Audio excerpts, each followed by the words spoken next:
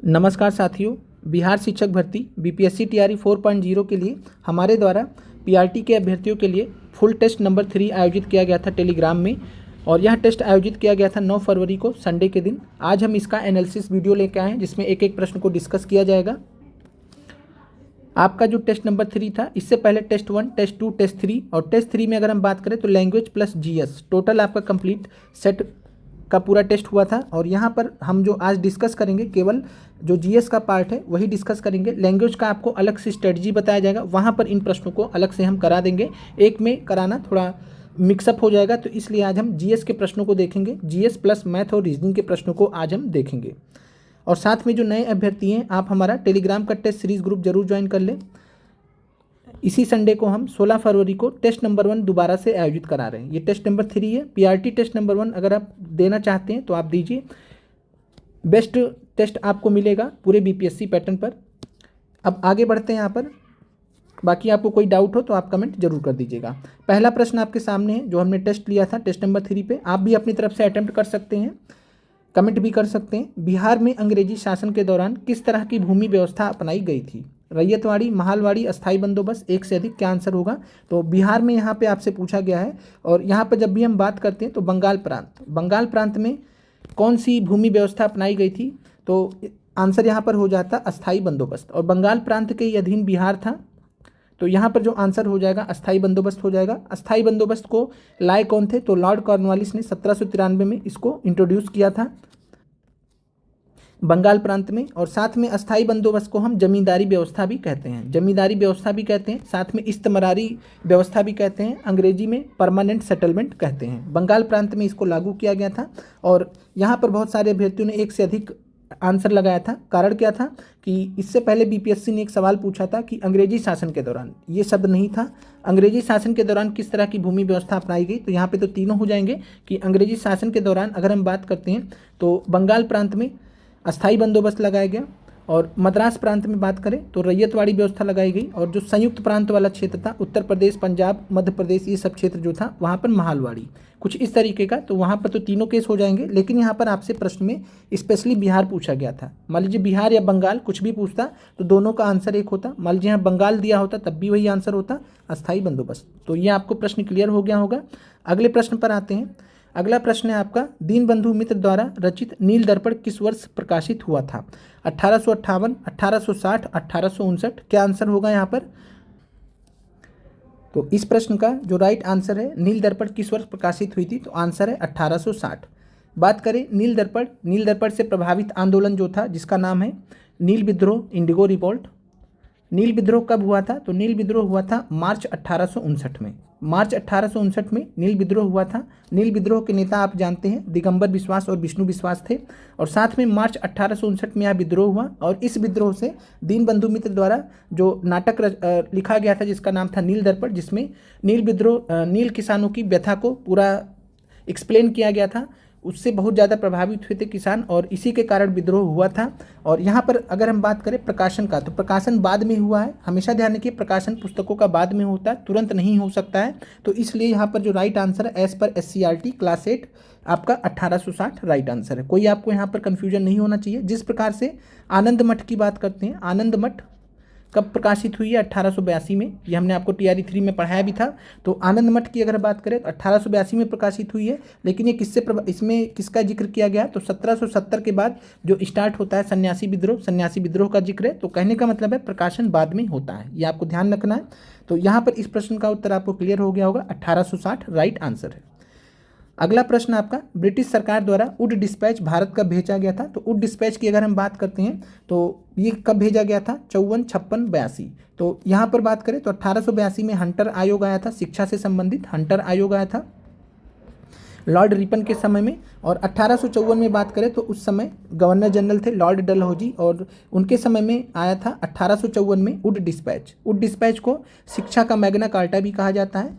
शिक्षा का Magna carta भी कहा जाता है। और यहाँ पर आप जो हमारा एक्सप्लेनेशन देख रहे हैं कुछ इसी तरीके से हमेशा आपको प्रश्न देखने चाहिए, चाहे आप प्रीवियस ईयर क्वेश्चंस भी हमने इसी तरीके से एनालिसिस कराए हैं। इसीलिए हम आपसे बार बार कहते भी हैं कि आप 3000 PIQs का जो सीरीज़ हमने अपने चैनल पर करा रखा है प्लेलिस्ट में, आप उस प्लेलिस्ट को जरूर देखिए। 3000 PIQs का जो GS का जिसमें प्रश्न आपको रखे गए आप इसको जरूर देखिए। एक प्रश्न के साथ में आपके 10 प्रश्न आपके तैयार हो जाते हैं पॉइंट वाइज। तो यहाँ पर आपको ये क्लियर हो गया।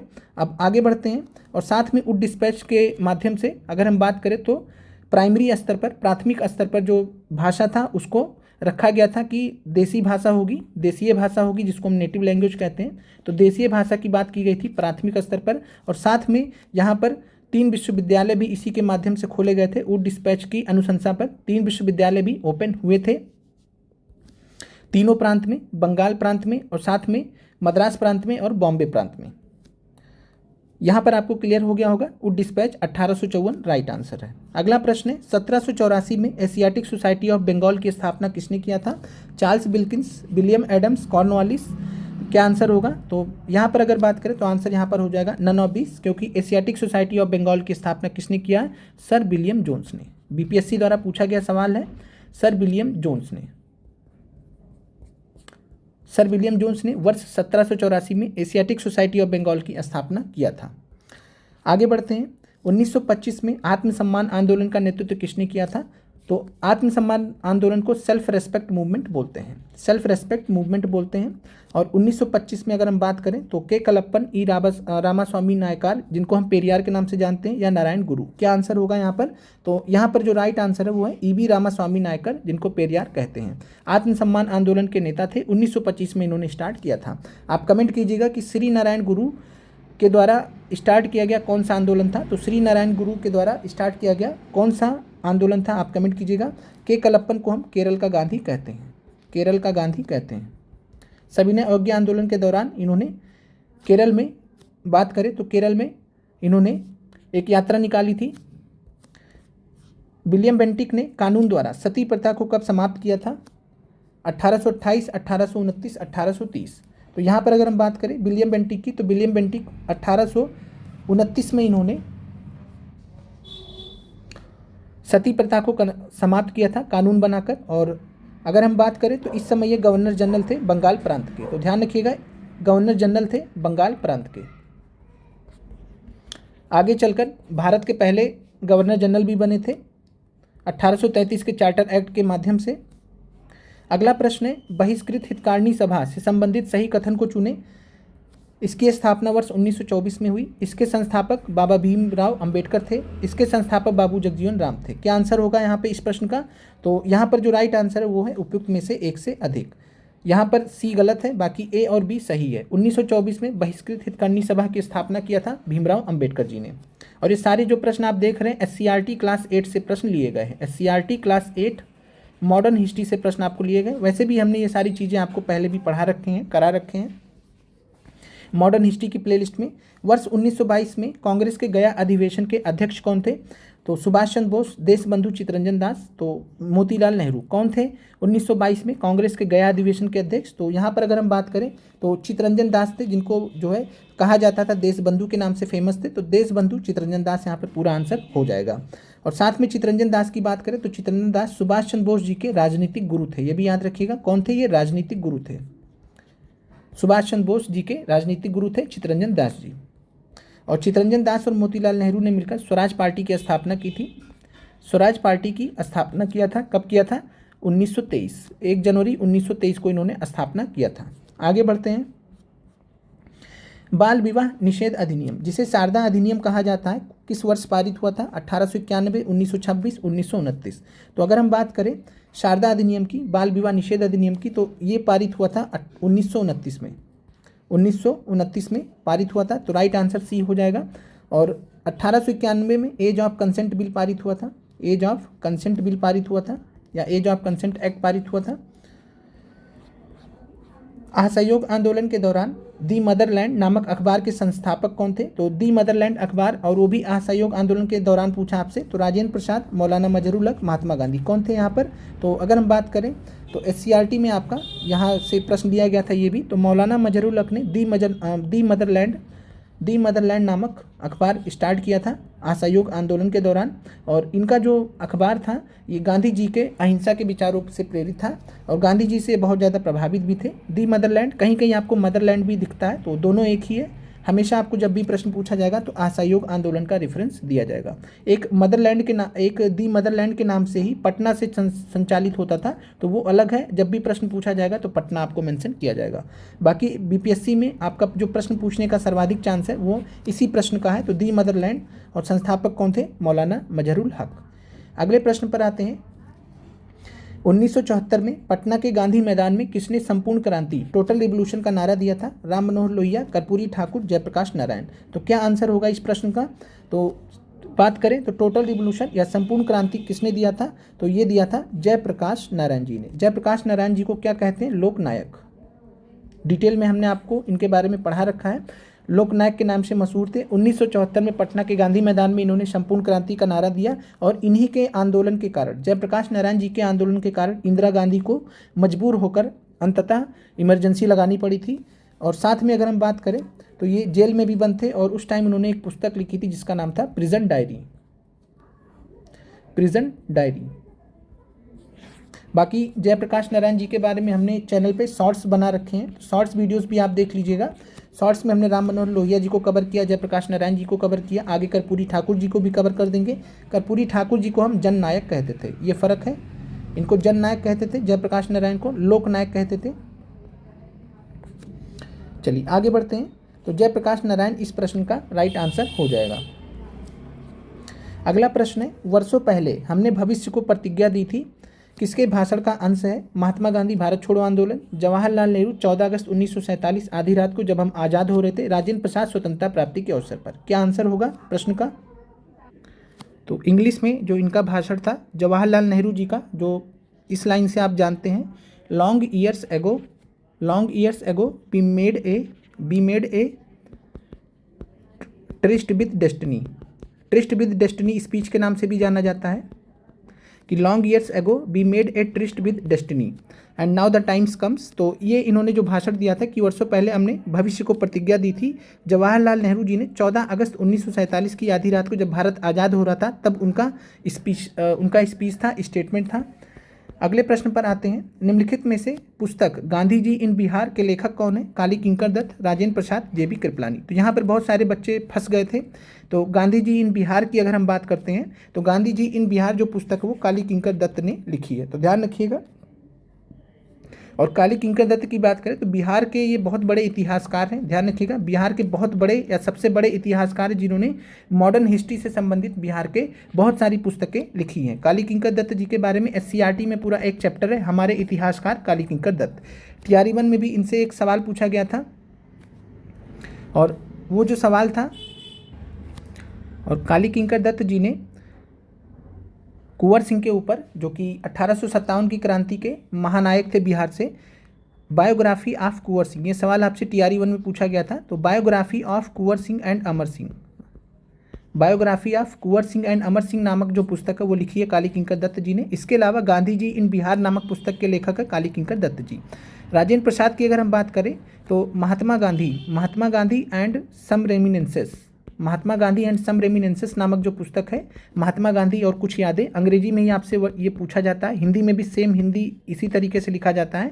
तो महात्मा गांधी एंड सम रेमिनेंसेस बिहार से संबंधित जो पुस्तक है तो राजेंद्र प्रसाद जी के द्वारा लिखी गई है। ये आपसे भी टीआरई 1 में पूछा गया था। तो काली किंकर दत्त की पुस्तक है गांधी जी इन बिहार। ये आपका डाउट क्लियर हो गया होगा। चलिए आगे बढ़ते हैं। आपको सोर्स देखना तो आप एससीईआरटी क्लास 8 का देख सकते हैं। एससीईआरटी क्लास 8 का जो लास्ट चैप्टर है हमारे इतिहासकार काली किंकर दत्त, वहाँ से आप सोर्स देख सकते हैं। अगला प्रश्न है, बंगाल विभाजन के विरोध में शोक दिवस कब मनाया गया? 20 जुलाई 1905 को, या 19 या 20 जुलाई दोनों डेट आपको दी जा सकती है। 7 अगस्त 1905 को, 16 अक्टूबर 1905 को। तो अगर हम बात करते हैं शोक दिवस की, तो शोक दिवस मनाया गया था 16 अक्टूबर 1905 को, और इसी दिन बंगाल विभाजन को प्रभावी कर दिया गया था, लागू कर दिया गया था। बंगाल विभाजन को प्रभावी कर दिया गया था, लागू कर दिया गया था। और साथ में बीपीएससी सिविल सर्विसेज में सवाल पूछा गया था कि बंगाल विभाजन की घोषणा कब की गई थी, तो वहाँ पर 19 जुलाई आंसर माना गया। तो आप ध्यान रखिएगा 19 जुलाई एक बार पूछा गया है, तो जहाँ तक विकल्प में आपको 19 जुलाई ही दिया जाएगा। 20 जुलाई भी कहीं कहीं आपको देखने को मिलता है। 7 अगस्त की बात करें तो 7 अगस्त को स्टार्ट हुआ था स्वदेशी आंदोलन, स्वदेशी आंदोलन, और जिसको स्वदेशी आंदोलन को हम बंग भंग विरोधी आंदोलन भी कहते हैं। तो बंग भंग आंदोलन भी कहते हैं। बंग भंग का मतलब है कि बंगाल का विभाजन जो है उसको भंग किया जाए, रद्द किया जाए। इस तरीके से आगे बढ़ते हैं। किस दिन लाहौर में रावी नदी के तट पर प्रथम स्वतंत्रता दिवस मनाया गया था? 26 जनवरी 1929, 25 जनवरी 1929, 26 जनवरी 1905। ये घटना कब हुई थी? तो यहाँ पर अगर हम बात करें तो यहाँ पर आंसर हो जाएगा नन ऑफ दीज। क्यों नन ऑफ दीज हो जाएगा? क्योंकि 26 जनवरी 1930 को मनाया गया था। बहुत सारे अभ्यर्थी 1929 में फंसे होंगे, तो 26 जनवरी 1930 को मनाया गया था, ध्यान रखिएगा। दिसंबर 1929 में जो वार्षिक अधिवेशन होता था कांग्रेस का, तो दिसंबर 1929 में लाहौर अधिवेशन हुआ था। लाहौर अधिवेशन के जो अध्यक्ष थे वो थे जवाहरलाल नेहरू जी, और जवाहरलाल नेहरू जी के ही अध्यक्षता में यह अधिवेशन संपन्न हुआ था, जिसमें फैसला किया गया कि हम स्वतंत्रता दिवस मनाएंगे। और अल्टीमेटली बात करें तो 26 जनवरी 1930 को स्वतंत्रता दिवस, प्रथम स्वतंत्रता दिवस कांग्रेस के द्वारा मनाया गया था। ये आपको क्लियर हो गया होगा। इसके अलावा आपको ध्यान रखना है कि जब भारत आज़ाद हुआ तो 26 जनवरी को संविधान लागू होने के वजह से 26 जनवरी को इसको गणतंत्र दिवस के रूप में तब्दील कर दिया गया। ये फ़र्क है। चलिए आगे बढ़ते हैं। अगला प्रश्न है, भारत की वन स्थिति रिपोर्ट 2023 के अनुसार बिहार के कितने प्रतिशत भौगोलिक क्षेत्र पर वन है? 8%, 7.84%, 6.84%। तो यहाँ पर आपको ध्यान रखना है कि जब भी कभी ऐसा प्रश्न आएगा तो आपको सिर्फ और सिर्फ एक रिपोर्ट फॉलो करनी है। आप यूट्यूब पर, गूगल पे जाकर आपको जानकारी मान लीजिए नहीं है तो आपको पता नहीं चलता है कि किस पे भरोसा किया जाए। और इस चीज़ का ध्यान रखिएगा कि India state of forest report, India state of forest report, India state of forest report ही आपको फॉलो करना है। हिंदी में इसको भारत की वन स्थिति रिपोर्ट बोलते हैं। 2023 लेटेस्ट आया है और ये नवंबर दिसंबर में आया है। नवंबर दिसंबर 2024 में आया है। लेटेस्ट डाटा आया है 2023 का। हमने जो आपको पहले पढ़ाया था 7.84, ये आपका 2021 के अकॉर्डिंग था। भारत की वन स्थिति रिपोर्ट 2021 के अनुसार। लेकिन जब भी प्रश्न आपको आएगा, अगर मान लीजिए 2021 नहीं मेंशन है या भारत की वन स्थिति रिपोर्ट के हिसाब से आपको पूछा, तब आपको लेटेस्ट बताना है, जब तक आपको वर्ष ना मेंशन किया जाए। क्योंकि यहाँ आपको वर्ष हमने बाकायदा 2023 मेंशन किया है, तो इस प्रश्न का जो राइट आंसर है बढ़ गया और बढ़कर बराबर 8% हो गया है। तो ध्यान रखिएगा कि बिहार में कितने प्रतिशत भौगोलिक क्षेत्र पर वन है? तो 8%। जो पहले 7.84 था, इसमें बढ़ोतरी हो गई है। तो यहाँ पर जो राइट आंसर है वो ए हो जाएगा। उम्मीद करते हैं कि ये प्रश्न आपको क्लियर हो गया होगा। आगे बढ़ते हैं। चंद्रमा पृथ्वी की परिक्रमा कितने समय में पूरा करता है? 30 दिन, 29 दिन, 27 दिन, 8 घंटे। क्या आंसर होगा? तो अगर हम बात करें एनसीईआरटी, एससीईआरटी हर जगह ये आपको फैक्ट मिल जाएगा। जियोग्राफी के प्रश्न अब आप यहाँ पे देख रहे हैं 46 नंबर प्रश्न से। तो 27 दिन 8 घंटे एग्जैक्ट टाइम लगता है चंद्रमा को। तो ध्यान रखिएगा, चंद्रमा पृथ्वी की पूरी एक परिक्रमा 27 दिन 8 घंटे में पूरा करता है। सी आंसर हो जाएगा। अगले प्रश्न पे चलते हैं। निम्नलिखित में से किन तिथियों को क्रमशः ग्रीष्म आयनांत और शीत आयनांत की घटना होती है? तो ग्रीष्म आयनांत और शीत आयनांत की घटना कब होती है? तो 48 प्रश्न का जो राइट आंसर है वो है 21 जून को होती है ग्रीष्म आयनांत। समर सोलेस्टिस 22 दिसंबर को होता है शीत आयनांत, जिसको हम विंटर सोलेस्टिस बोलते हैं। 21 जून को सबसे बड़ा दिन होता है, 22 दिसंबर को सबसे बड़ी रात होती है। तो यहाँ पर ये क्लियर हो गया आपको, 21 जून और 22 दिसंबर को क्रमशः ग्रीष्म आयनांत और शीत आयनांत की घटना होती है। आगे बढ़ते हैं। अगला प्रश्न है, समताप मंडल से संबंधित कौन से कथन सत्य हैं? तो समताप मंडल, जिसको हम स्ट्रेटोस्फीयर कहते हैं, यह मंडल बादलों और मौसमी घटनाओं से लगभग मुक्त है। हवाई जहाज उड़ाने के लिए आदर्श मंडल है। ओजोन मंडल समताप मंडल का ही भाग है। क्या आंसर होगा इस प्रश्न का? तो इस प्रश्न में अगर हम बात करें तो तीनों ही विकल्प यहाँ पर सही है। तो आंसर हो जाएगा उपयुक्त में से एक से अधिक। डिटेल में हमने इसके बारे में चर्चा किया है। हवाई जहाज उड़ाने के लिए सबसे आदर्श मंडल समताप मंडल होता है, क्योंकि यहाँ पर बादल नहीं है, मौसमी घटनाएं नहीं होती हैं। ओजोन मंडल समताप मंडल में ही पाया जाता है, समताप मंडल में ही ओजोन मंडल पाया जाता है। और साथ में यहाँ पर अगर हम बात करें तो मौसमी घटनाएं कहाँ पर होती है? तो ये क्षोभ मंडल में होती है, क्षोभ मंडल में होती हैं। अगले प्रश्न पर आते हैं। अंतरिक्ष से वायुमंडल में प्रवेश करते समय उल्कापिंड किस परत में आकर जल जाते हैं? तो एनसीईआरटी एससीईआरटी दोनों में आपको ये हमने पढ़ाया है। तो वायुमंडल में प्रवेश करते समय जो उल्कापिंड होते हैं ये आते हैं मध्यमंडल में, जिसको हम मीजोस्फीयर कहते हैं। मीजोस्फीयर कहते हैं,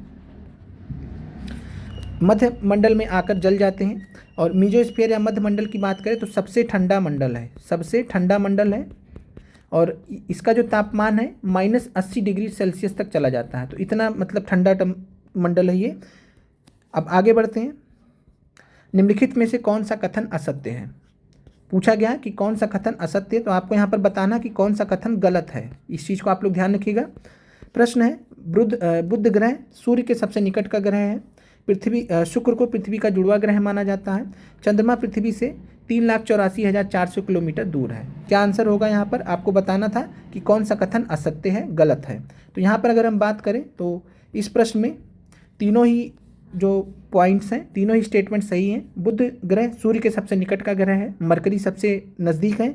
शुक्र को पृथ्वी का जुड़वा ग्रह, ट्विन प्लेनेट भी मानते हैं। शुक्र को वीनस कहा जाता है, तो वीनस को अर्थ का ट्विन प्लेनेट भी मानते हैं। चंद्रमा का पृथ्वी से दूरी भी सही दिया गया है। तो तीनों ही विकल्प सही है। अब तीनों ही सही है और गलत आपसे पूछा गया तो आपका यहाँ पर आंसर जो हो जाएगा वो हो जाएगा नन ऑफ दीज। अगले प्रश्न पर आते हैं। क्षुद्र ग्रह पेटी एस्ट्रॉइड बेल्ट किन ग्रहों की कक्षा में पाया जाता है? तो क्षुद्र ग्रह या एस्ट्रॉइड बेल्ट जो पाया जाता है शनि बृहस्पति, मंगल बृहस्पति, पृथ्वी मंगल। क्या आंसर होगा? तो यहाँ पर अगर हम बात करें तो क्षुद्र ग्रह पेटी जो होती है, एस्ट्रॉइड बेल्ट जो होता है वो पाया जाता है मंगल और बृहस्पति। ध्यान रखिएगा, मंगल और बृहस्पति जो ग्रह हैं इनके बीच में एस्ट्रॉइड बेल्ट क्षुद्र ग्रह की पेटी पाई जाती है। भारत के शोध संस्थान मैत्री और भारती कहाँ पर स्थित है? तो और ये सारे प्रश्न आपको यहाँ पर बता दें कि एनसीईआरटी एससीईआरटी से बनाए गए हैं।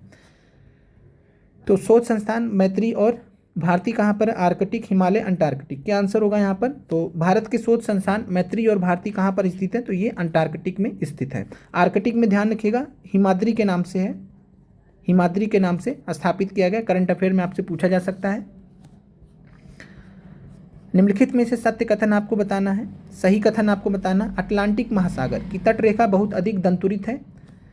अनियमित और दंतुरित तटरेखा प्राकृतिक पोताश्रयों एवं पत्तनों के लिए आदर्श स्थिति होते हैं। अटलांटिक महासागर व्यापार की दृष्टि से सबसे व्यस्त महासागर है। क्या आंसर यहाँ पर होगा? सत्य कथन पूछा गया है। तो यहाँ पर अगर हम बात करें तो तीनों ही कथन सही हैं। उपयुक्त में से एक से अधिक आंसर हो जाएगा। अटलांटिक महासागर की जो तटरेखा बहुत अधिक दंतुरित है। दंतुरित का मतलब है कि तटरेखा कुछ इस टाइप से हो जाए, इस टाइप से, जैसे दांत कई बार नुकीले होते हैं तो इस प्रकार से यहाँ पर। और ऐसी जो तटरेखा होती है इस प्रकार से कुछ, तो ऐसी तटरेखा को हम दंतुरित तटरेखा बोलते हैं।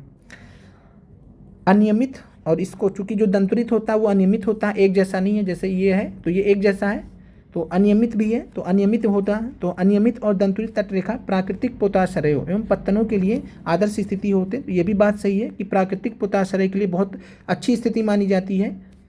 अटलांटिक महासागर व्यापार की दृष्टि से सबसे व्यस्त महासागर, ये भी बात बिल्कुल सही है। अमेरिका महाद्वीप से और साथ में नीचे दक्षिण अमेरिका महाद्वीप से जो भी व्यापार होता है किसके माध्यम से होता है? अटलांटिक महासागर के माध्यम से होता है, चाहे वो यूरोप से करना हो और यूरोप से या अफ्रीका से पूरा सामने सामने। तो यहाँ पर अटलांटिक महासागर व्यापार की दृष्टि से सबसे व्यस्त महासागर भी माना जाता है। सारे स्टेटमेंट सही हैं एज पर एनसीईआरटी।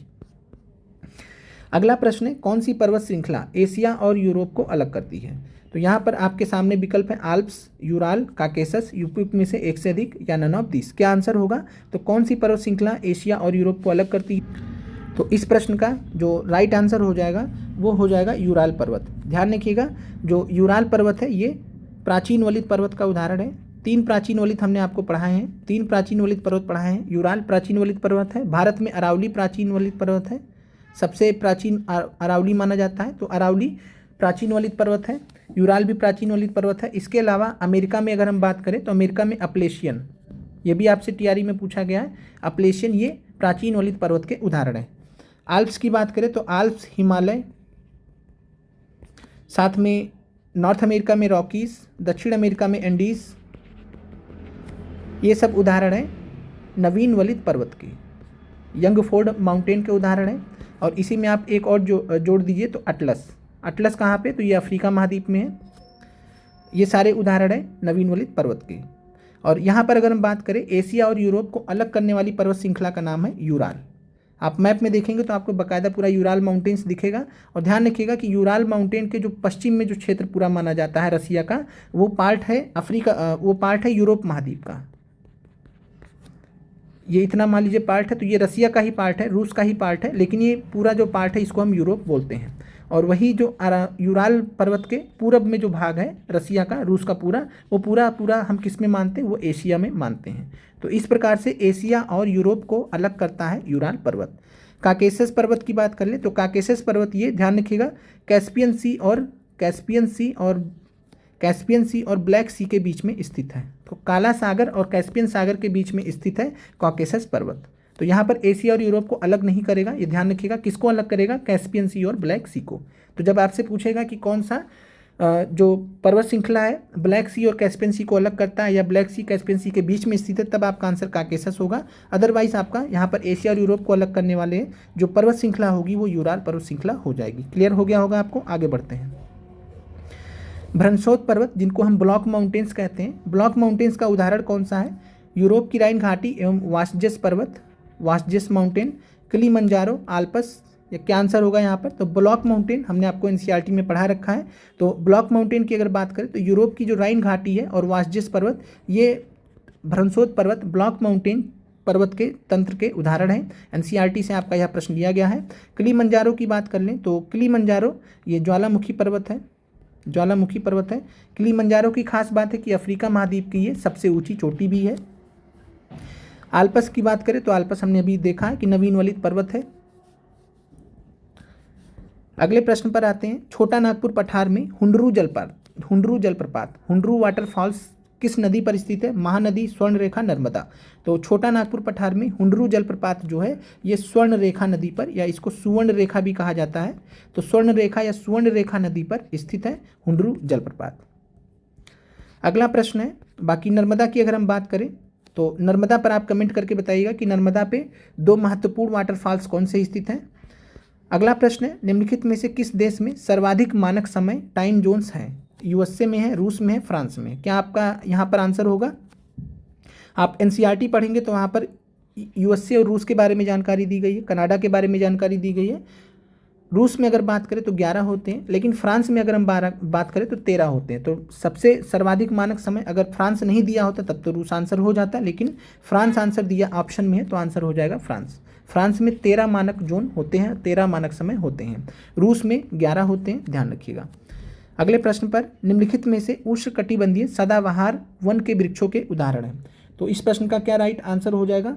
ऑप्शन आपके सामने है, महोगनी, रोजवुड, एबोनी, सागौन, साल, पीपल, चीड़, पाइन, देवदार। तो यहाँ पर अगर हम बात करें चीड़, पाइन, देवदार, ये आपके जो है पर्वतीय वृक्षों के उदाहरण हैं।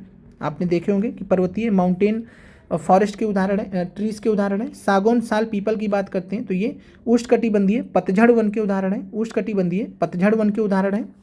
और वहीं पे अगर हम बात करें महोगनी, रोजवुड और एबोनी, तो ये उदाहरण है उष्णकटिबंधीय सदाबहार वन के। आगे बढ़ते हैं।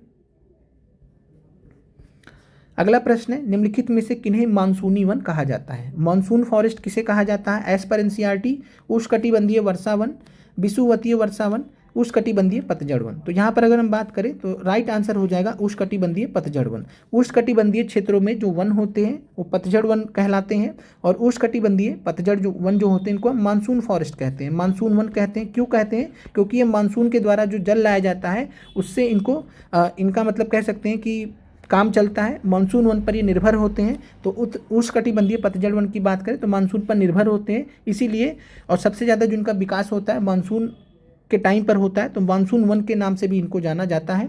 उष्णकटिबंधीय वर्षा वन और विषुवतीय वर्षा वन लगभग एक जैसे हैं। और यहाँ पर अगर हम बात करें तो, और इनके जो आप उदाहरण अगर आपसे कोई पूछेगा तो आप कह सकते हैं कि सेल्वास जिसको हम अमेजन रेन फॉरेस्ट भी कहते हैं, अमेजन वर्षा वन, तो अमेजन वर्षा वन जो है ये सेल्वास जिसको हम कहते हैं, ये उष्णकटिबंधीय वर्षा वन या विषुवतीय वर्षा वन जो भी कहिए, दोनों के ही उदाहरण हैं। और उष्णकटिबंधीय पतझड़ वन यहाँ पर जब भी देखेंगे तो ये मानसून वन इनको कहते हैं। ये जो वन है मानसून के अलावा मतलब ये ऑल टाइम इनको बात करें तो यहाँ पर कन्वेक्शनल रेन के माध्यम से यहाँ पर बारिश बहुत ज़्यादा होती है। गर्मी ज़्यादा होने की वजह से कन्वेक्शनल रेन, संवहनीय वर्षा होती रहती है विषुवतीय क्षेत्र में। इक्वेटोरियल रीजन्स में, और विषुवतीय क्षेत्र में जो संवहनीय वर्षा होती है, इसके कारण इसको 4 PM रेन क्षेत्र भी कहा जाता है। 4 बजे शाम के आसपास यहाँ पर विषुवतीय क्षेत्र में बारिश होती है। आगे बढ़ते हैं, ये प्रश्न आपको क्लियर हो गया होगा। निम्नलिखित में से पत्ती में किस चीज़ की उपस्थिति प्रकाश संश्लेषण प्रक्रम का संपन्न होना दर्शाता है? तो अब यहाँ से प्रश्न आपको NCERT साइंस के मिलेंगे, और ये प्रश्न जो हमने बनाए थे ये थे आपके 7th NCERT से। तो निम्नलिखित में से किस पत्ती से, पत्ती मतलब लीव्स जो होते हैं जिसमें प्रकाश संश्लेषण की प्रक्रिया होती है, तो पत्ती में किस चीज़ की उपस्थिति प्रकाश संश्लेषण फोटोसिंथेसिस प्रक्रम का संपन्न होना, संपन्न वर्ड देखिएगा, मतलब कि प्रकाश संश्लेषण प्रक्रिया पूरी हुई, ये हमें कैसे पता चलेगा? स्टार्च के माध्यम से। पत्ती में स्टार्च होता है, पत्ती में क्लोरोफिल होता है, पत्ती में जो है स्टोमेटा होता है। यहाँ पे स्टोमेटा होना चाहिए था, गलत टाइप हो गया है, स्टोमेटा। तो क्या यहाँ पर आंसर होगा? तो अगर हम बात करें प्रकाश संश्लेषण की उपस्थिति हमें पता चलती है स्टार्च के माध्यम से। अगर पौधों में पत्तियों में स्टार्च उपस्थित है तो इसका मतलब है कि प्रकाश संश्लेषण प्रक्रिया पूरी हो चुकी है, तभी स्टार्च बना होगा। ये ध्यान रखिएगा। यहाँ पर आपको कन्फ्यूजन हुआ होगा इस प्रश्न में। क्लोरोफिल तो होता ही है, मतलब क्लोरोफिल तो पत्तियों में होता है, वो प्रकाश संश्लेषण के लिए जरूरी चीज़ है, जरूरी पिगमेंट है, लेकिन जो उपस्थिति है कि प्रकाश संश्लेषण हुआ या नहीं हुआ, ये स्टार्च के माध्यम से हमें पता चलता है। ट्रिकी क्वेश्चन था ये। आगे बढ़ते हैं, निम्नलिखित में से कौन परजीवी पैरासाइट का उदाहरण है? परजीवी पैरासाइट की अगर बात करें तो जो दूसरों पर आश्रित रहता है, दूसरों को नुकसान पहुंचाते हुए अपना काम कर लेता है, दूसरे पर निर्भर होते हुए। शैवाल की बात करें, अमरबेल की बात करें, राइजोबियम की बात करें, तो शैवाल के बारे में हमने आपको पढ़ा रखा है कि एल्गी जो होते हैं इनका जो नेचर होता है ये प्राथमिक उत्पादक की स्थिति में आते हैं, प्राथमिक उत्पादक की स्थिति में होते हैं ये, तो ये तो परजीवी होंगे नहीं। अमरबेल कसकट की बात करें तो ये परजीवी का उदाहरण है। NCERT में बाकायदा पूरा चित्र बना के दिखाया गया कि एक वृक्ष पे किस तरीके से जो अमरबेल है पूरी तरीके से जो है चढ़े हुए हैं, क्लाइंब कर रखे हैं, और पूरी तरीके से जो एक न्यूट्रिशन है जो उस पेड़ को मिलना चाहिए वो न्यूट्रिशन ये खुद प्राप्त कर रहे हैं। तो पैरासाइट का काम यही होता है कि जिस होस्ट पर होते हैं, जिस वृक्ष पर होते हैं, उसका न्यूट्रिशन भी अपने आप को प्राप्त कर लेते हैं। राइजोबियम बैक्टीरिया की बात करें तो ये जो फलीदार पौधे होते हैं जिनको हम लेग्यूमिनस प्लांट कहते हैं, लेग्यूमिनस प्लांट की जो ग्रंथियाँ होती हैं, रूट नोड्यूल्स होते हैं, उसमें पाए जाते हैं।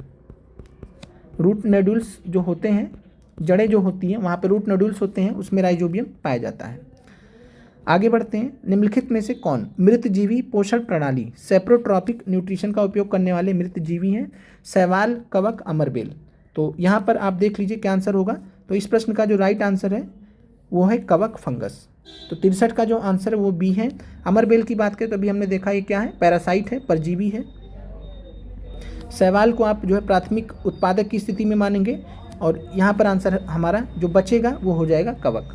आगे बढ़ते हैं, निम्नलिखित में से कौन कैल्शियम कार्बोनेट के कठोर कवच वाले जंतुओं का आहार करती है? तो NCERT साइंस में पूरा पिक्चर बनाया गया है स्टार फिश का, वहीं से ये प्रश्न दिया गया है। तो स्टार फिश का यह काम होता है कि कैल्शियम कार्बोनेट के कठोर कवच वाले जंतुओं का आहार करती है। इसका जो पेट होता है वो पेट खाने के लिए बाहर निकल आता है, फिर खाकर अंदर भी चला जाता है। बहुत अजीब सी स्थिति होती है, पूरा डिस्कस किया गया स्टार फिश के बारे में। चलिए अगले प्रश्न पर चलते हैं। अगला प्रश्न है, अमाशय स्टोमक के बारे में कौन सा कथन सही है? यह मोटी भित्ति वाली जे आकृति की थैली नुमा संरचना है, या आहार नाल जिसको हम एलिमेंट्री कनाल कहते हैं, सबसे चौड़ा भाग है एलिमेंट्री कनाल का। अमाशय का आंतरिक स्तर श्लेष्मल HCl और पाचक रस स्रावित करते हैं। तो यहाँ पर बात करें तो उपयुक्त में से एक से अधिक, सारे ही आंसर यहाँ पर, सारे ही ऑप्शन सही हैं, A, B, C तीनों सही हैं। ये सभी काम होते हैं स्टोमक के।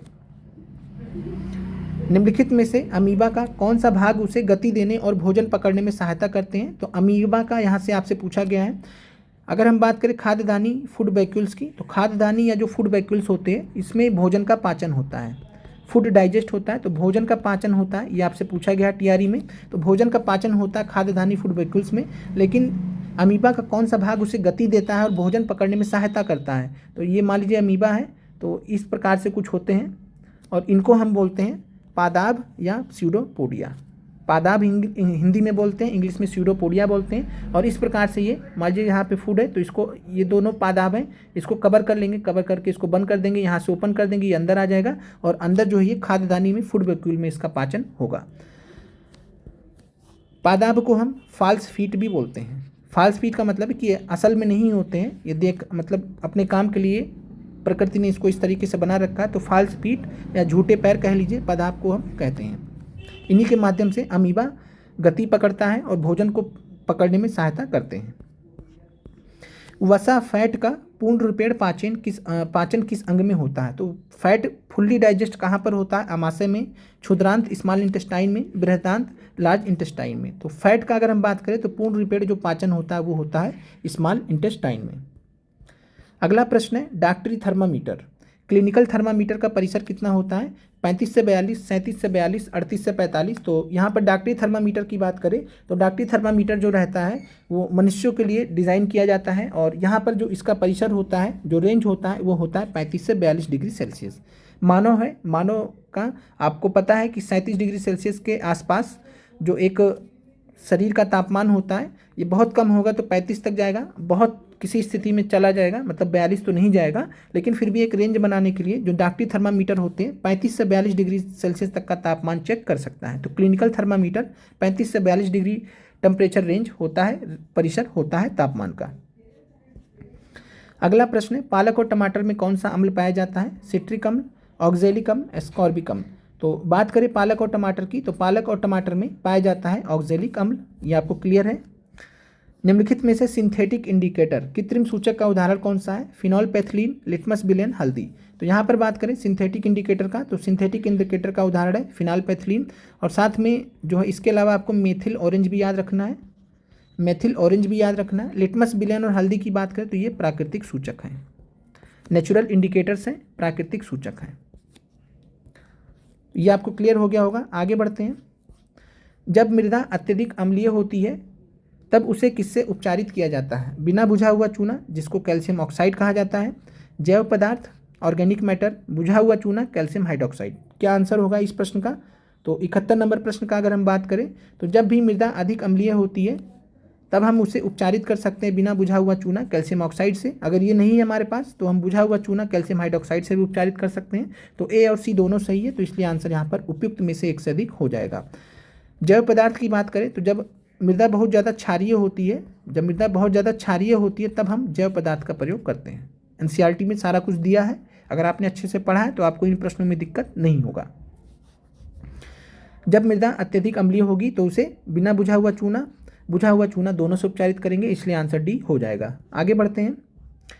और आप में से जो भी अभ्यर्थी अगर आपको मालूम नहीं है या जानकारी नहीं है तो हम बता दें कि चैनल पर आप हमारे प्लेलिस्ट दे सकते हैं। सभी सब्जेक्ट वाइज प्लेलिस्ट हमने बहुत ही सिंपल शब्दों में आपको पढ़ा रखा है, जो आपके परीक्षा दृष्टि से सबसे बेस्ट क्लासेस आपको दी गई हैं, और हम अपनी तरफ से कोशिश करते हैं कि आप सभी अभ्यर्थियों को बेस्ट से बेस्ट कंटेंट दें। टीआरई 3 में चैनल से 400 के आसपास सिलेक्शंस हुए थे, इसी वजह से हुए थे कि अभ्यर्थियों ने हमारे ऊपर विश्वास किया। आपका भी काम है कि आप देखने को आप कहीं भी देखिए, पता करिए, सब चीज़ है, आप स्वतंत्र है, लेकिन आपको इतना मतलब देखना होगा कि किस रेंज में प्रश्न बनाए जा रहे हैं, किस रेंज में परीक्षा में प्रश्न आते हैं, पूछते हैं। भीड़ के पीछे मत जाइए, इस चीज़ का आप लोग ध्यान रखिए। भोजन का पाचन, फलों का पकना, अंगूरों का किण्वन, फर्मेंटेशन जिसको बोलते हैं, किसके उदाहरण है? रासायनिक परिवर्तन है क्या? केमिकल चेंज, भौतिक परिवर्तन, फिजिकल चेंज, दैनिक परिवर्तन, क्या है ये? तो भोजन का पाचन जो हमारे शरीर में होता है, फलों का पकना, फल जो पकते हैं, अंगूरों में किण्वन, तो ये सभी उदाहरण है रासायनिक परिवर्तन के। इसके अलावा यहाँ पर जो सेब को काट के रख दिया जाता है, तो सेब जब काट देते हैं तो रेडिश हो जाता है, रेडिश और ब्लैक के बीच में चला जाता है कलर उसका, तो वो भी किसी कारण से होता है, तो वो भी केमिकल चेंज, रासायनिक परिवर्तन के कारण होता है।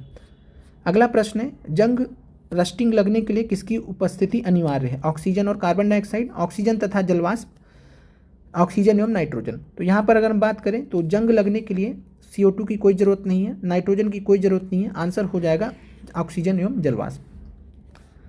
अगले प्रश्न पर आते हैं। क्रिस्टलीकरण किस प्रकार के परिवर्तन का उदाहरण है? तो क्रिस्टलीकरण की अगर हम बात करते हैं तो ये रासायनिक परिवर्तन, ऊर्ध्वपातन है। भौतिक परिवर्तन क्या है? तो क्रिस्टलीकरण की अगर हम बात करते हैं तो क्रिस्टलीकरण भौतिक परिवर्तन का उदाहरण होता है, फिजिकल चेंज का उदाहरण होता है। जो भी जैसे कॉपर सल्फेट के क्रिस्टल्स बनते हैं तो क्रिस्टलीकरण की जो प्रक्रिया होती है, भौतिक प्रक्रिया, फिजिकल चेंज में आता है। ध्यान रखिएगा, परीक्षा दृष्टि से महत्वपूर्ण सवाल है।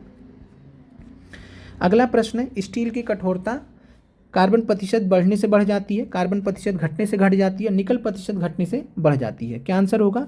तो स्टील की जो कठोरता होती है वो डिपेंड करती है कार्बन से।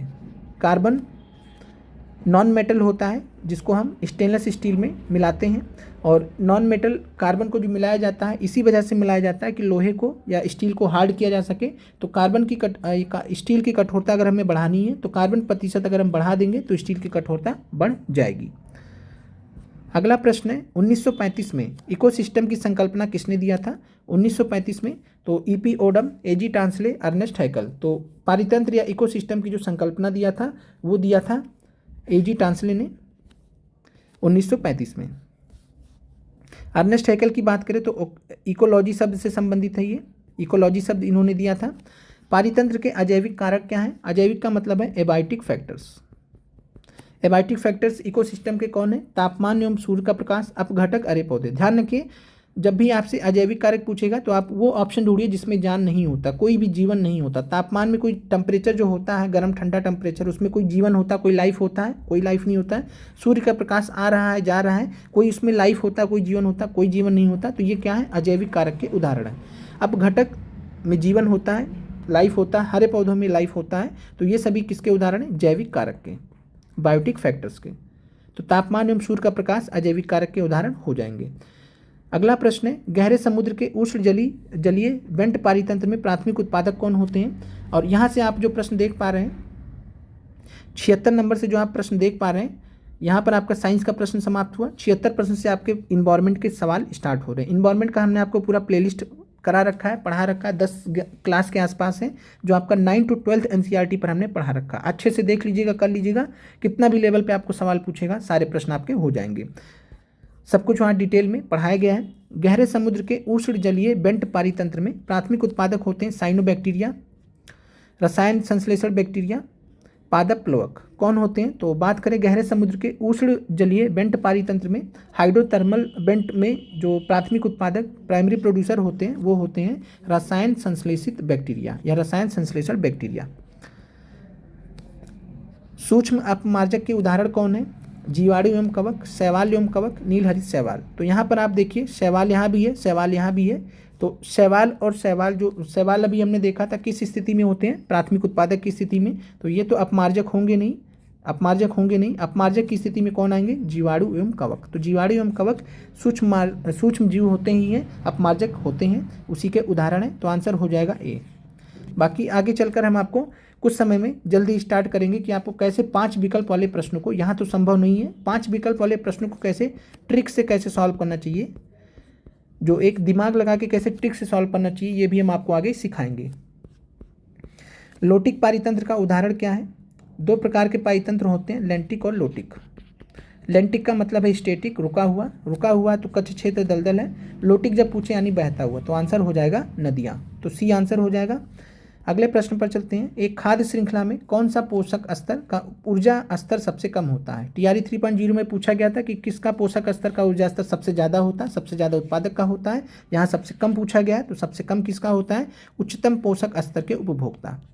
तो जो टर्सरी लेवल पे कंज्यूमर्स होते हैं, सबसे उच्चतम स्तर पर पोषक स्तर के जो उपभोक्ता होते हैं, उनमें सब जो एनर्जी लेवल होता है सबसे कम होता है। सबसे ज़्यादा उत्पादक लेवल पे होता है। जैसे जैसे आगे बढ़ते हैं 90% लॉस होता है, 10% बचता है। फिर जितना आगे बढ़ता है 10%, उस 10% का 90% लॉस हो जाता है, फिर 10% उसका बचता है, फिर उसके 10% के 10% का 90% लॉस हो जाता है, 10% और आगे बढ़ता है। इस प्रकार सबसे कम जो होता है वो उच्चतम पोषक स्तर के उपभोक्ता को प्राप्त होता है। इसलिए आपने देखा होगा कि जो शेर होते हैं खाते रहते हैं, बहुत खाते हैं, बड़े बड़े जानवरों का शिकार करते हैं। इसीलिए करते हैं क्योंकि उनको उस हिसाब से एनर्जी नहीं प्राप्त होती, इसलिए उनको ज़्यादा खाना पड़ता है।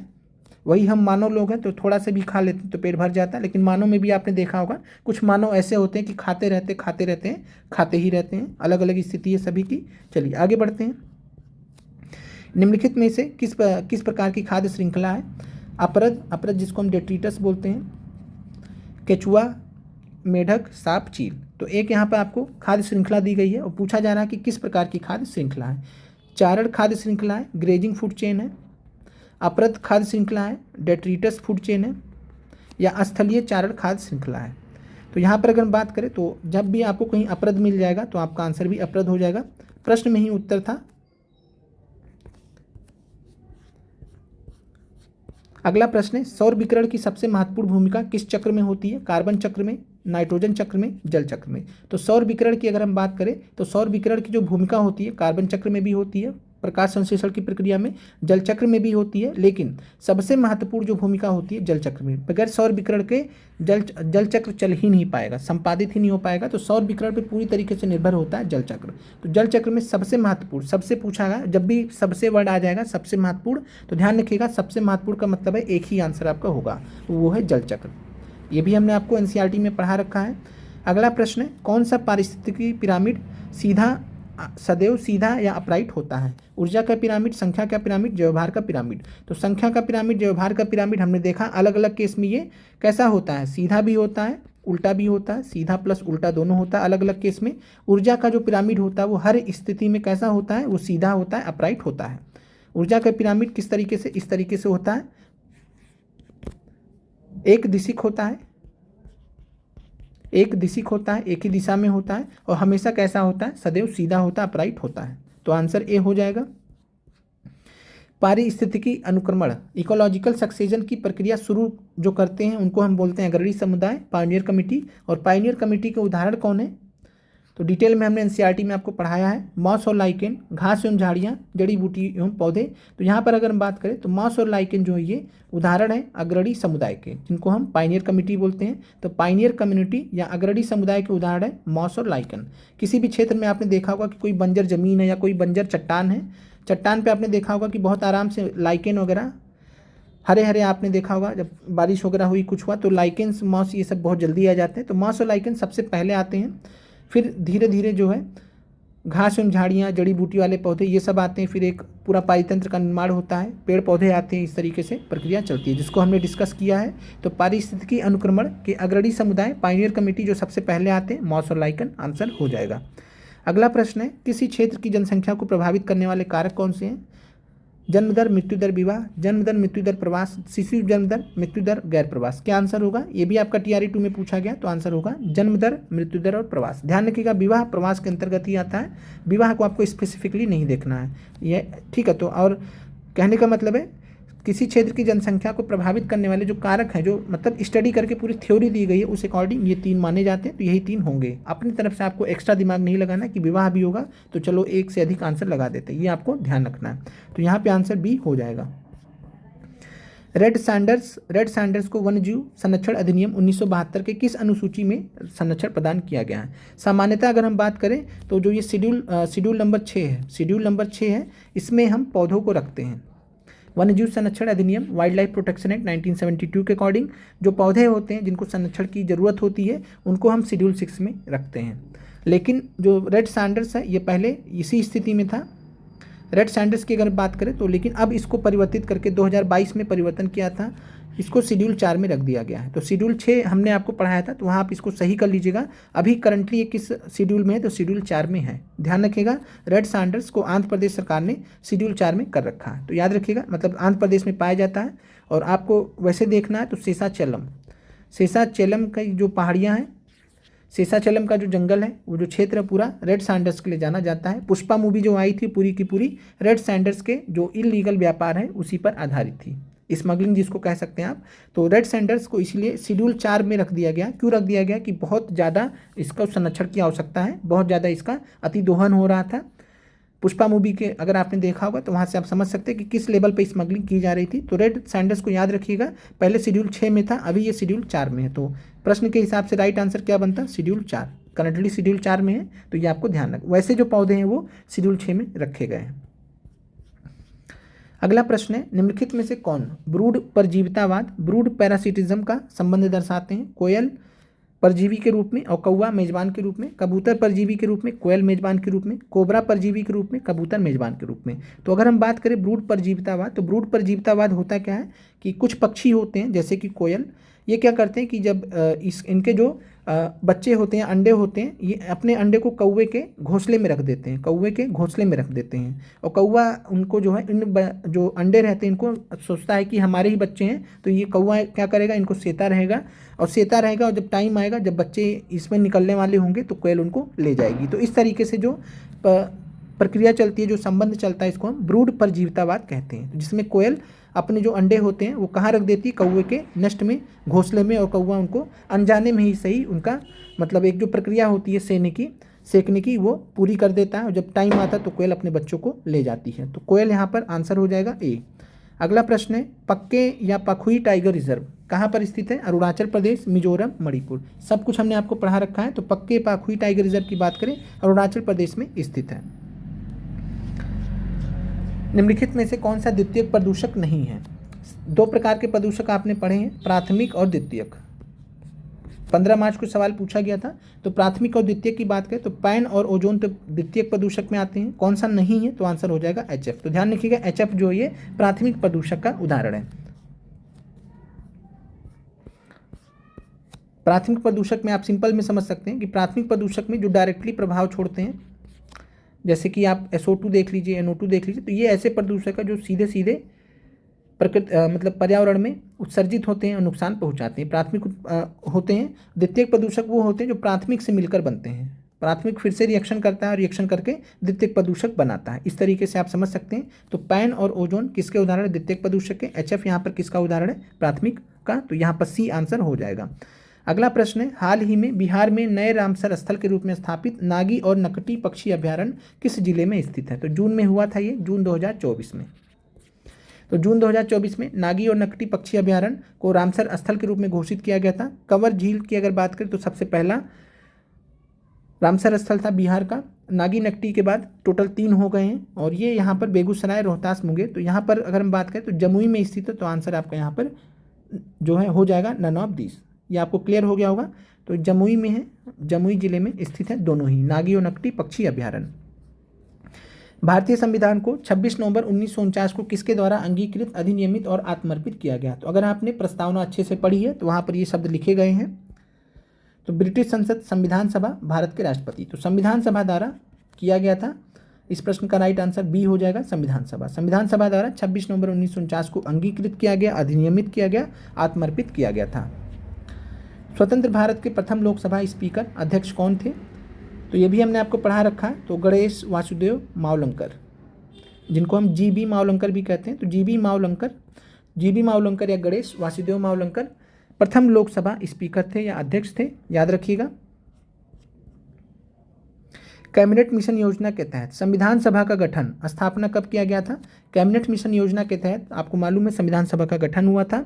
और संविधान सभा का जो गठन या स्थापना कब हुई थी, डेट अगर जब आपसे पूछेगा 6 दिसंबर 1946 को।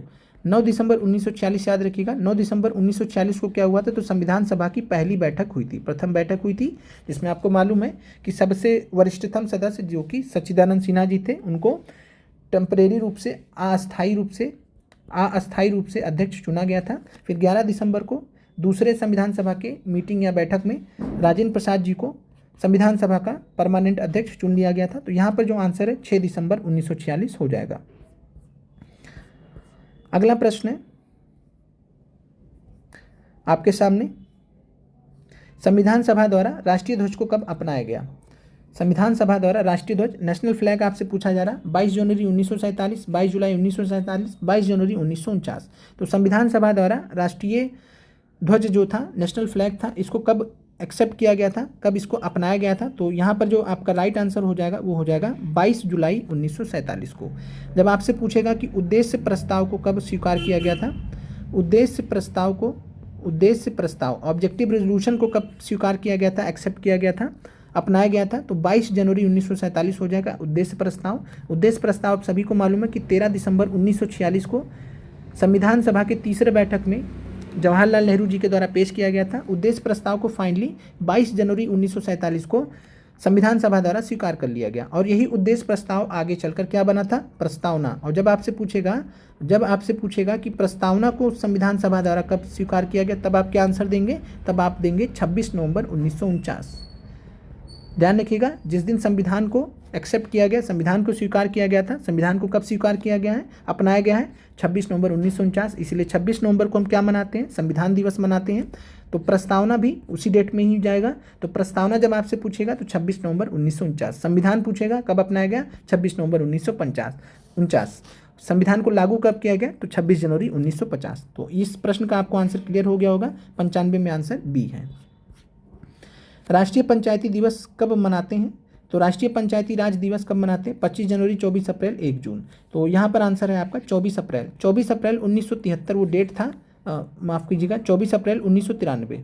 24 अप्रैल 1993 वो डेट था, वो दिन था जब राष्ट्रीय पंचायती राज को पूरे भारत में लागू कर दिया गया था। किस अधिनियम से? तो 73वें संविधान संशोधन अधिनियम 1992 के माध्यम से पारित हो गया था। ये 73वां संविधान संशोधन अधिनियम 1992 में लागू कब हुआ पूरे भारत में? तो 24 अप्रैल 1993।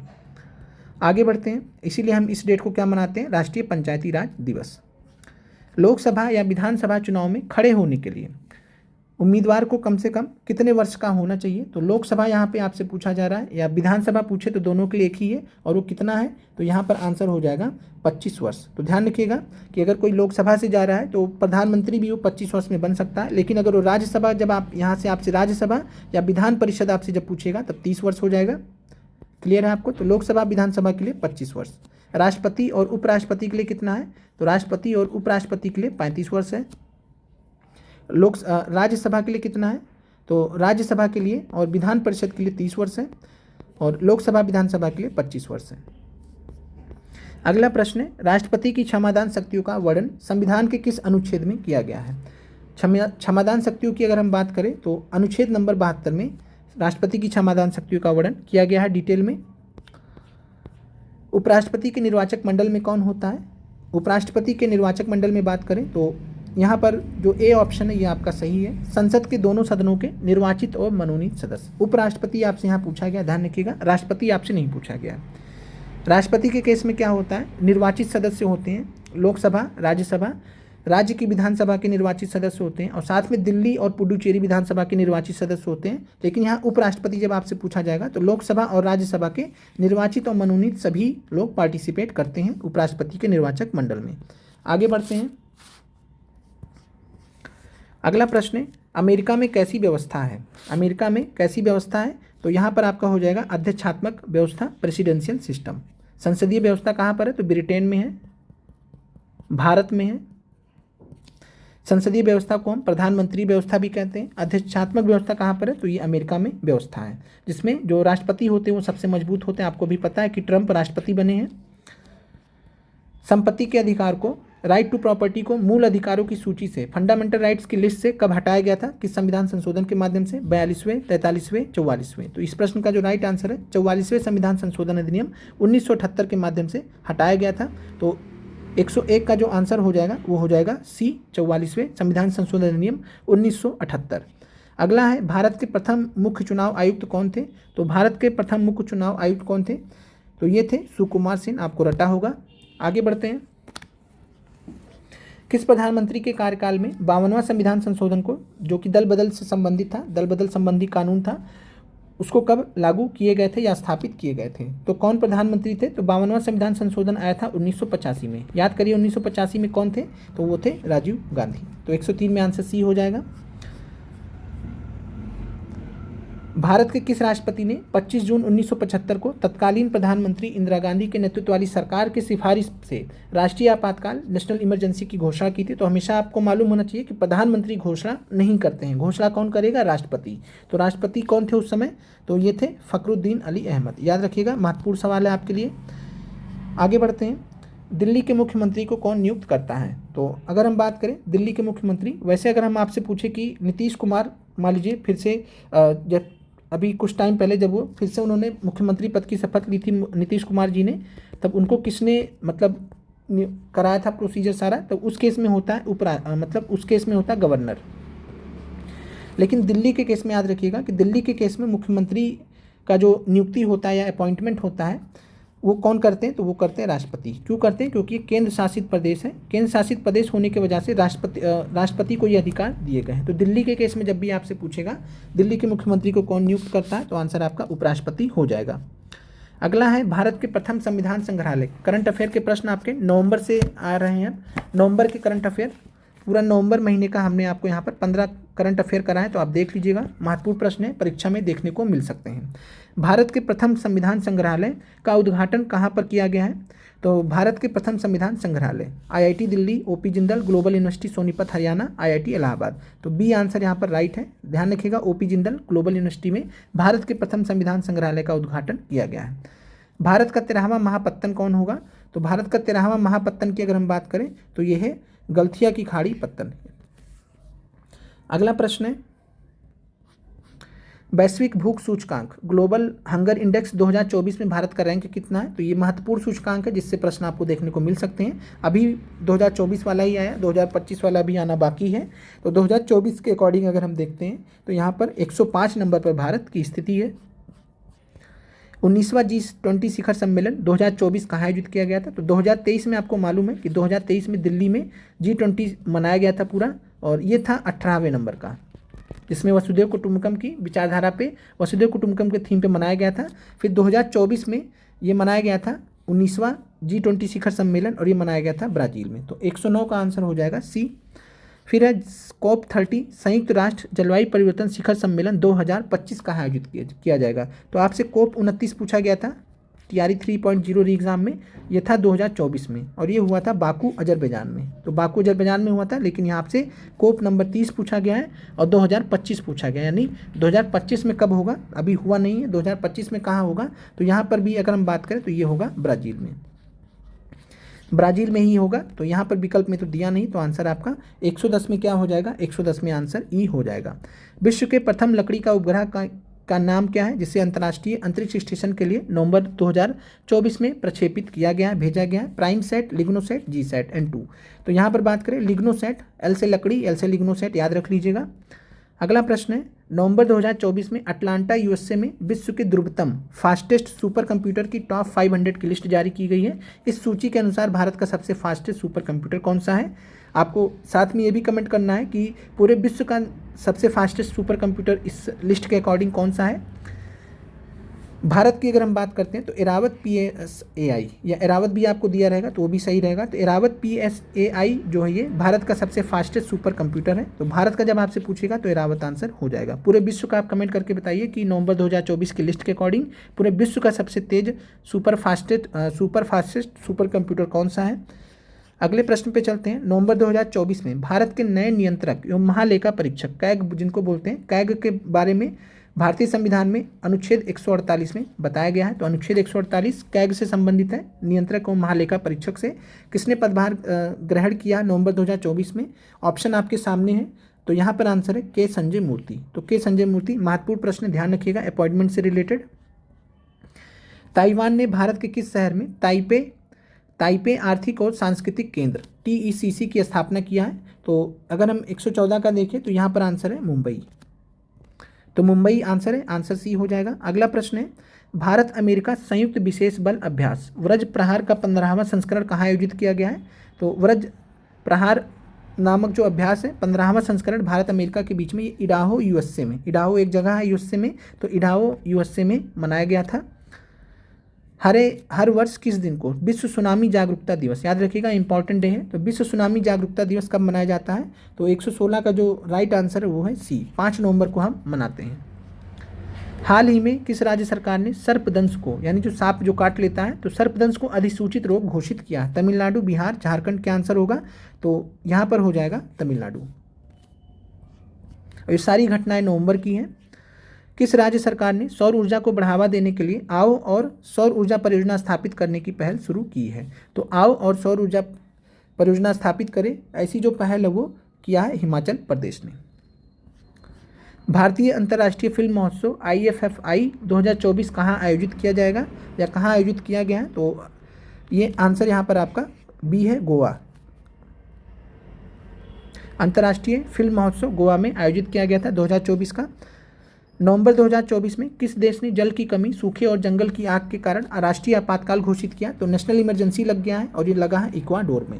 तो ये प्रश्न आपके समाप्त होते हैं करंट अफेयर्स के। अब आगे बढ़ते हैं और आप सभी लोग सेशन को लाइक जरूर कर दीजिएगा। चलिए अगला प्रश्न आपका करंट अफेयर पे आता है। एक चौराहे पर एक दिशा सूचक प्लेट दुर्घटना में इस प्रकार मुड़ जाता है कि पूर्व को दक्षिण दिखाने लगता है। एक व्यक्ति पश्चिम पढ़कर गलत दिशा में चलने लगता है, अब वह किस दिशा में जा रहा होगा। तो यहाँ पे आप सिंपल में समझिए कि आप पहले दिशा बना लीजिए। इस प्रकार से दिशाएं होती हैं, ईस्ट, साउथ, ऊपर नॉर्थ और इधर वेस्ट। और यहाँ पर बोल रहा है कि कुछ यहाँ पर एक्सीडेंट हो गया, और एक्सीडेंट जब हो गया तो जो प्लेट्स थे, दिशा सूचक जो प्लेट था पूर्व को दक्षिण दिखा रहा है, यानी ये जो पूर्व है यहाँ पर क्या आ गया, ये एस यानी दक्षिण आ गया है। तो कुछ ऐसी स्थिति हो गई है, यहाँ पर पूर्व की जगह दक्षिण दिखाने लगा है। तो पूर्व कहाँ चला जाएगा, अगर ये यहाँ आया तो पूर्व ऊपर की तरफ गया होगा, अगर ये यहाँ आया है ऊपर की तरफ दक्षिण तो पूर्व इधर चला गया होगा, और जब पूर्व यहाँ चला गया तो उत्तर जो है यहाँ से नीचे की तरफ आ गया होगा, यहाँ नॉर्थ आ जाएगा, और जो पश्चिम है वो नीचे की तरफ आ जाएगा। तो इस तरीके से आप डायरेक्शन चेंज कर दीजिए सभी का। तो नॉर्थ यहाँ पर हो जाएगा और पश्चिम जो है नीचे आ जाएगा, वेस्ट या पश्चिम नीचे आ जाएगा। और कोई व्यक्ति जो है पश्चिम पढ़कर गलत दिशा में चला गया, इसका मतलब पश्चिम उसने पढ़ा होगा तो इधर की तरफ चला आया होगा, और ये कौन सी दिशा थी एक्चुअली में, ये थी दक्षिण दिशा। तो यहाँ पर जो आपका आंसर हो जाएगा वो हो जाएगा दक्षिण दिशा। अगला प्रश्न है, एक रेलगाड़ी पश्चिम से पूर्व जा रही है और हवा उत्तर से दक्षिण की ओर बह रही है। इस तरीके से जा रही है और हवा जो है वो उत्तर से दक्षिण की ओर बह रही है। तो वेस्ट से ईस्ट की तरफ जा रही है, हवा उत्तर से दक्षिण यानी ऊपर से नीचे की तरफ बह रही है। तो गाड़ी का धुआं किस दिशा में जाएगा। अब कुछ अभ्यर्थियों ने यहाँ पे थोड़ा ज़्यादा दिमाग लगाया, उन्होंने सोचा कि गाड़ी का धुआं कैसे आ जाएगा, ट्रेन में धुआं कैसे आ जाएगा, रेलगाड़ी में कैसे आएगा। तो हम आपसे एक सवाल पूछते हैं कि क्या पूरे दुनिया में कोई ऐसा रेलगाड़ी नहीं है जिसमें धुआं नहीं है। तो बिल्कुल है, बहुत सी ट्रेनें ऐसी चलती हैं, भारत में भी ऐसी ट्रेनें चलती हैं जो स्टीम से चलती हैं, जो कोयले से चलती हैं, और गाड़ी में धुआं निकलता है। तो आपको ये दिमाग नहीं लगाना है कि प्रश्न गलत है इसलिए आप आंसर ई लगाइए। ये आपको यहाँ पे ध्यान रखना है, आपको एज्यूम कर लेना है। क्या करना है, आपको एज्यूम कर लेना है कि धुआं किस दिशा में जाएगा। यहाँ पर आपको प्रश्न का उत्तर बताना, आपको इस तरीके से नन ऑफ दिस पर नहीं जाना है कि प्रश्न ही गलत है। तो इस चीज़ का आपको आगे से ध्यान रखना है सभी अभ्यर्थियों को। अब यहाँ पर अगर हम बात करें ऊपर से नीचे की तरफ इस तरीके से जा रहा है, तो ओवरऑल इस तरफ ये जो डायरेक्शन है जिसको हम बोलते हैं दक्षिण पश्चिम बोलते हैं। अगर आप यहाँ पे देख लीजिए तो ये साउथ है और ये वेस्ट है, तो इस तरीके से कुछ यहाँ पर आएगा, तो साउथ वेस्ट आंसर हो जाएगा। तो विकल्प में चूंकि ये था नहीं, तो यहाँ पर आपका जो आंसर है वो हो जाएगा नन ऑफ दिस। अगले प्रश्न पर चलते हैं। तो ये चीज़ आपको क्लियर हो गया। तो इस प्रश्न का जो राइट उत्तर होगा वो हो जाएगा साउथ वेस्ट।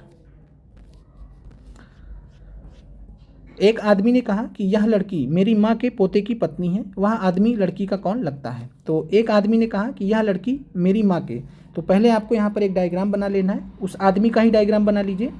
मान लीजिए वो व्यक्ति है, आदमी है, ये हमने बना दिया एक प्लस के निशान के साथ में, आप चाहे जैसे भी अपने हिसाब से बना सकते हैं। तो आदमी को हमने पर्सन को पी से डिनोट कर दिया प्लस के साथ में, प्लस जो है मेल के लिए डिनोट करेंगे और माइनस फीमेल के लिए, एक सांकेतिक रूप से, ज़्यादा कुछ इसका और कोई मतलब नहीं। तो पी प्लस हमने डिनोट कर दिया उस आदमी के लिए, इंसान के लिए, और वो बोला कि यह लड़की मेरी माँ, तो इस आदमी की माँ होगी।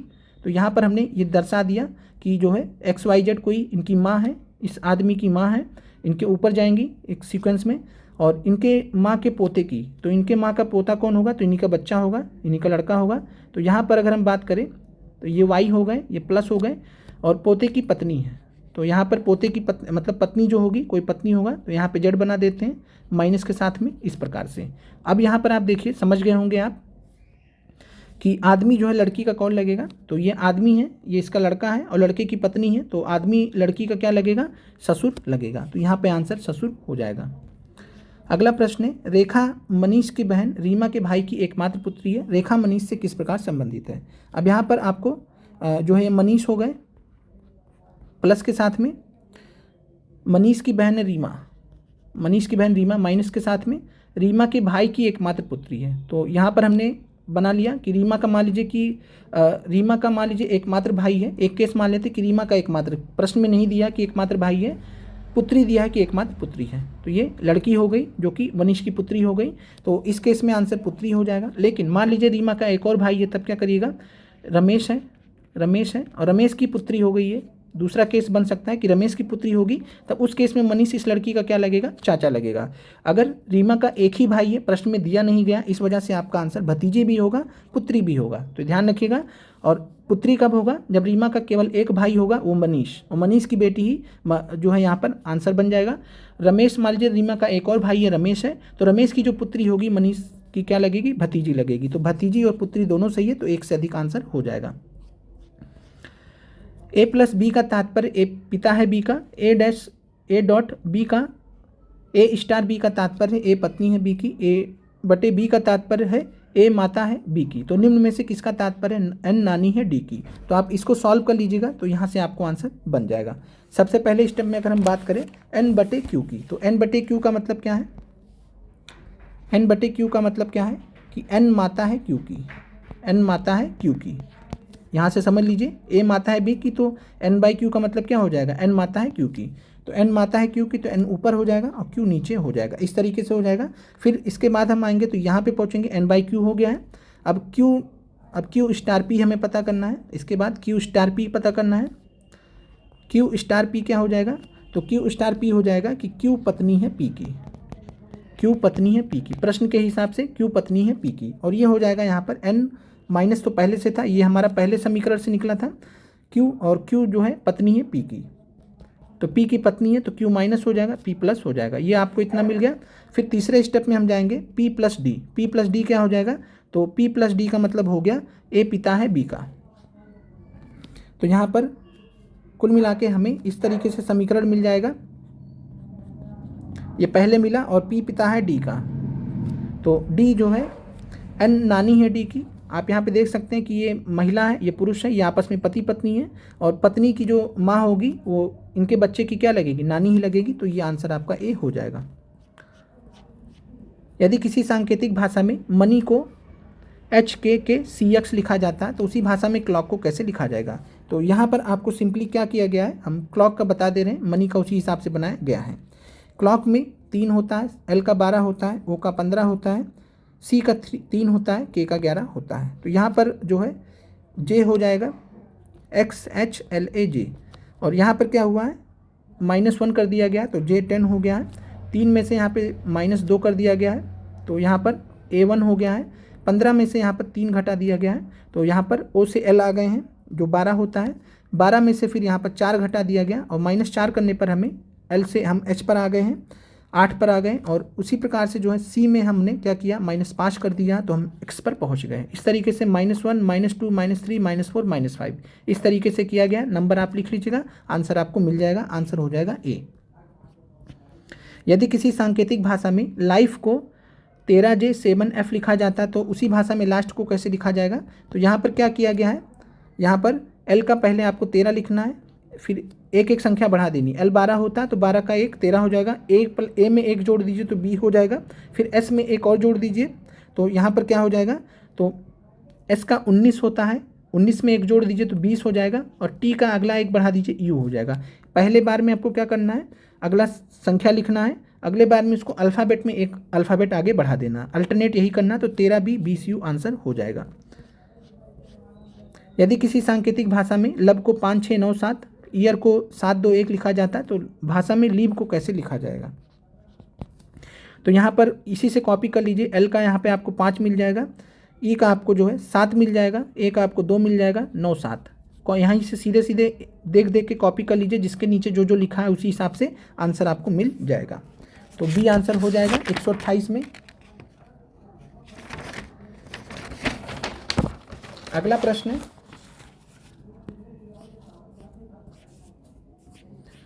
129 नंबर का प्रश्न है। 129 नंबर के प्रश्न को अभी हम थोड़ी देर बाद डिस्कस कर लेंगे, थोड़ा टाइम टेकिंग प्रश्न है ये। चलिए अगले प्रश्न पर आते हैं। 5:15 बजे दोनों सुइयों के बीच में कौन सा कोण होगा। 5:15 बजे दोनों सुइयों के बीच में कौन सा कोण होगा। तो कभी भी ऐसे प्रश्न निकालने हो तो पहले आप देखिए कि 5:15 को तो 5:15 बजे बोलते हैं, तो इसका फार्मूला होता है h/30 माइनस h/30। h का मतलब होता है घंटा, घंटे का जो यहाँ पर आपको दिखाया गया घंटा कितना है, 5 घंटा है, मिनट कितना 15 मिनट, तो h/30 माइनस 5.5 मिनट, तो 5.5 मिनट। तो ये फार्मूला याद कर लीजिए। कभी भी दो घड़ी के दोनों सुइयों के मध्य में अगर आपको एंगल पूछे तो आपको इसी से निकाल लेना, h/30 माइनस 5.5 m, m मतलब मिनट, h मतलब आवर घंटा। ये आपको क्लियर हो गया। अब यहाँ पर हम क्या करेंगे, 5:15 है यानी h का मान 5 है और मिनट का मान 15 है, तो h/30 कर देंगे, तो h/30 का मतलब क्या हो गया, 5 × 30 कर देंगे, और -5.5 m का मान है 15, तो ये हो गया 150, 150 में से ये हो जाएगा 82.5, माइनस कर देंगे तो हमारा 67.5 आंसर आ जाएगा। एक पार्टी में 8 लोग आते हैं, दो एक दूसरे से हाथ मिलाते हैं, प्रति व्यक्ति सभी से मिलता है, तो कुल मिला के कितनी बार हाथ मिलाए जाएंगे। तो इस प्रश्न का राइट आंसर 28 है।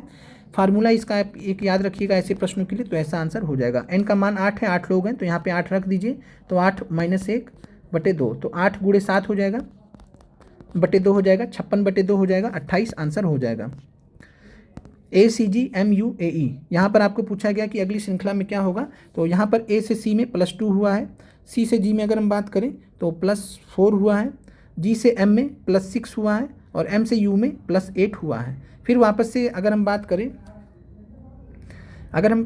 बात करें तो U से A आने में वापस से XYZ होते हुए फिर XYZ AB ऐसे आइए, तो U से A आने में हम +6 जाएंगे, और A से E में जाने में हमें +4 जाना पड़ेगा, और फिर अगले में जाने के लिए हमें +2 जाना पड़ेगा। तो E + 2 कितना हो जाएगा, तो यहाँ पर हमारा जो आंसर हो जाएगा वो हो जाएगा G। इस प्रकार से आप यहाँ पे समझ सकते हैं। अगला प्रश्न है 4, 6, 18, 49, 201, 1011 श्रृंखला के गलत पद को आपको यहाँ पर बताना है।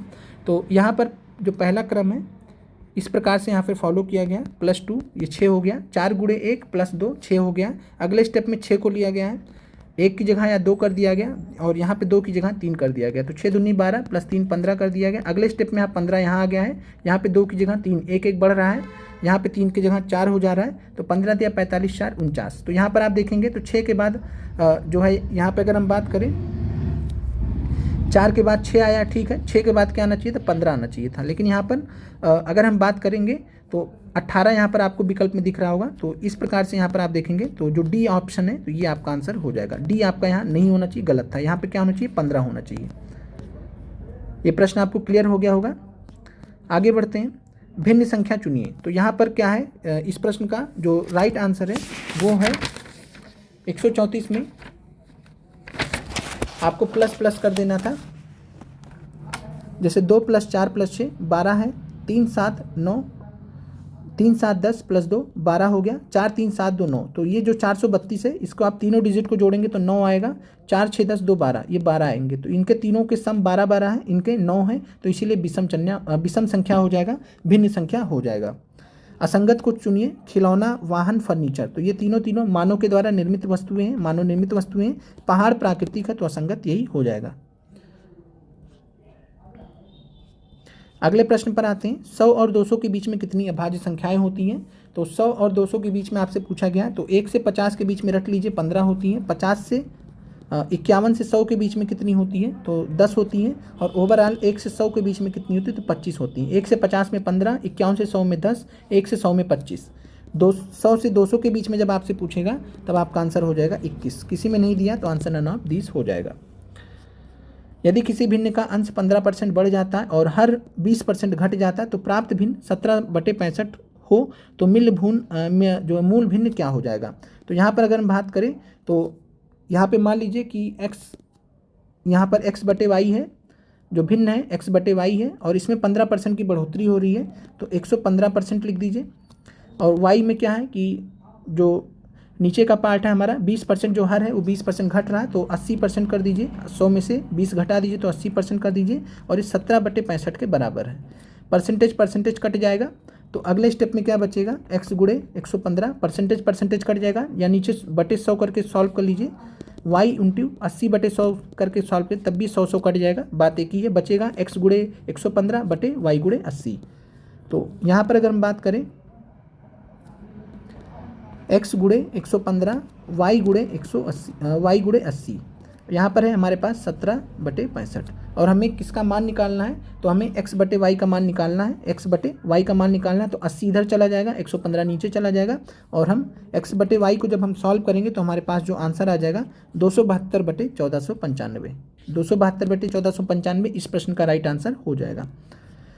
अगला प्रश्न है, 700 से 1000 तक की सभी संख्याएं लिखते समय कितनी संख्याएं होंगी जिनके सैकड़े के स्थान का अंक दहाई के स्थान के अंक से अधिक होगा, दहाई के स्थान का अंक इकाई के स्थान से अधिक होगा। तो 700 से 1000 में अगर हम बात करेंगे तो सैकड़े के स्थान पर या तो 7 होगा, या 8 होगा, या 9 होगा। ठीक है। अब यहाँ पर अगर हम बात करें 7, 8, 9, तो 7, 8, 9 की अगर हम बात करें तो यहाँ आगे होने के लिए एक ट्रिक होता है, ट्रिक को ध्यान रखिएगा। 7, 8, 9, 7 की जब हम बात करेंगे तो इसमें हम 6 तक जोड़ लेंगे, 4, 5, 6, 5 + 6, तो 6 तक जोड़ लेंगे। 6 तक जब आप जोड़ेंगे तो ये 21 यहाँ पर हो जाएगा। 8 में ऐसे हम 1 से लेकर 7 तक जोड़ लेंगे, 1 से लेकर 7 तक जोड़ लेंगे तो ये हमारा 28 हो जाएगा। और 9 में अगर हम बात करें तो 1 से लेकर 8 तक जोड़ लीजिएगा, 1 + 2 + 3 4 5 6 7 8, 1 से 8 तक जोड़ लीजिएगा तो ये आपका 36 हो जाएगा। 21 + 28 + 36 जोड़ लीजिएगा तो आपका आंसर 85 हो जाएगा। अगला प्रश्न है, 2 उम्मीदवारों के बीच में चुनाव होते हैं, 75% मतदाताओं ने वोट डाले हैं, जिनमें से 4% वोट अवैध घोषित किए गए हैं। एक उम्मीदवार को 9504 वोट मिले हैं, जो वैध वोटों का 80% था। उस चुनाव में दर्ज किए गए कुल वोटों की संख्या आपको ज्ञात करनी है। तो यहाँ पे अगर हम बात करें तो हम मान लेते हैं कि जो कुल वोट पड़े होंगे वो 1000 पड़े हैं, कुल वोट जो पड़े हैं वो 1000 पड़े हैं। अगर कुल वोट 1000, मान लीजिए कि कुल वोट 1000 थे, 1000 लोग का वोट डालना था, लेकिन कितने गए 75%, 75% वोट डालने गए, तो 1000 का 75% कितना हो जाएगा, तो 750 हो जाएगा। इसका मतलब है 750 लोग वोट देने गए 1000 के हिसाब से। 1000 का 75% माने 750, 100 भी मान सकते थे, लेकिन आसानी के लिए हमने 1000 मान लिया है। तो 750 लोग वोट देने गए, 750 का जो है 4% वोट खराब हो गया, यानी अवैध हो गया, गलत हो गया।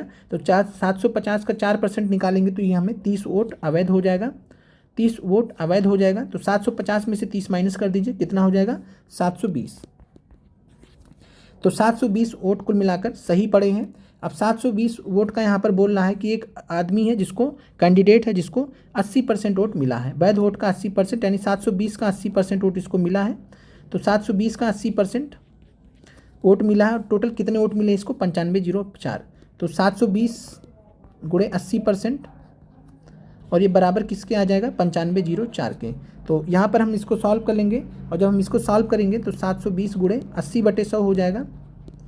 1 0 1 0 1 0 यहाँ से कट गया, और ये 576 बराबर 9504, 576 बराबर 9504 हो जाएगा। यहाँ से आपको 1 यूनिट का मान निकाल लेना है, तो 1 यूनिट बराबर हो जाएगा 9504/576, ये हो जाएगा 16.5 हो जाएगा।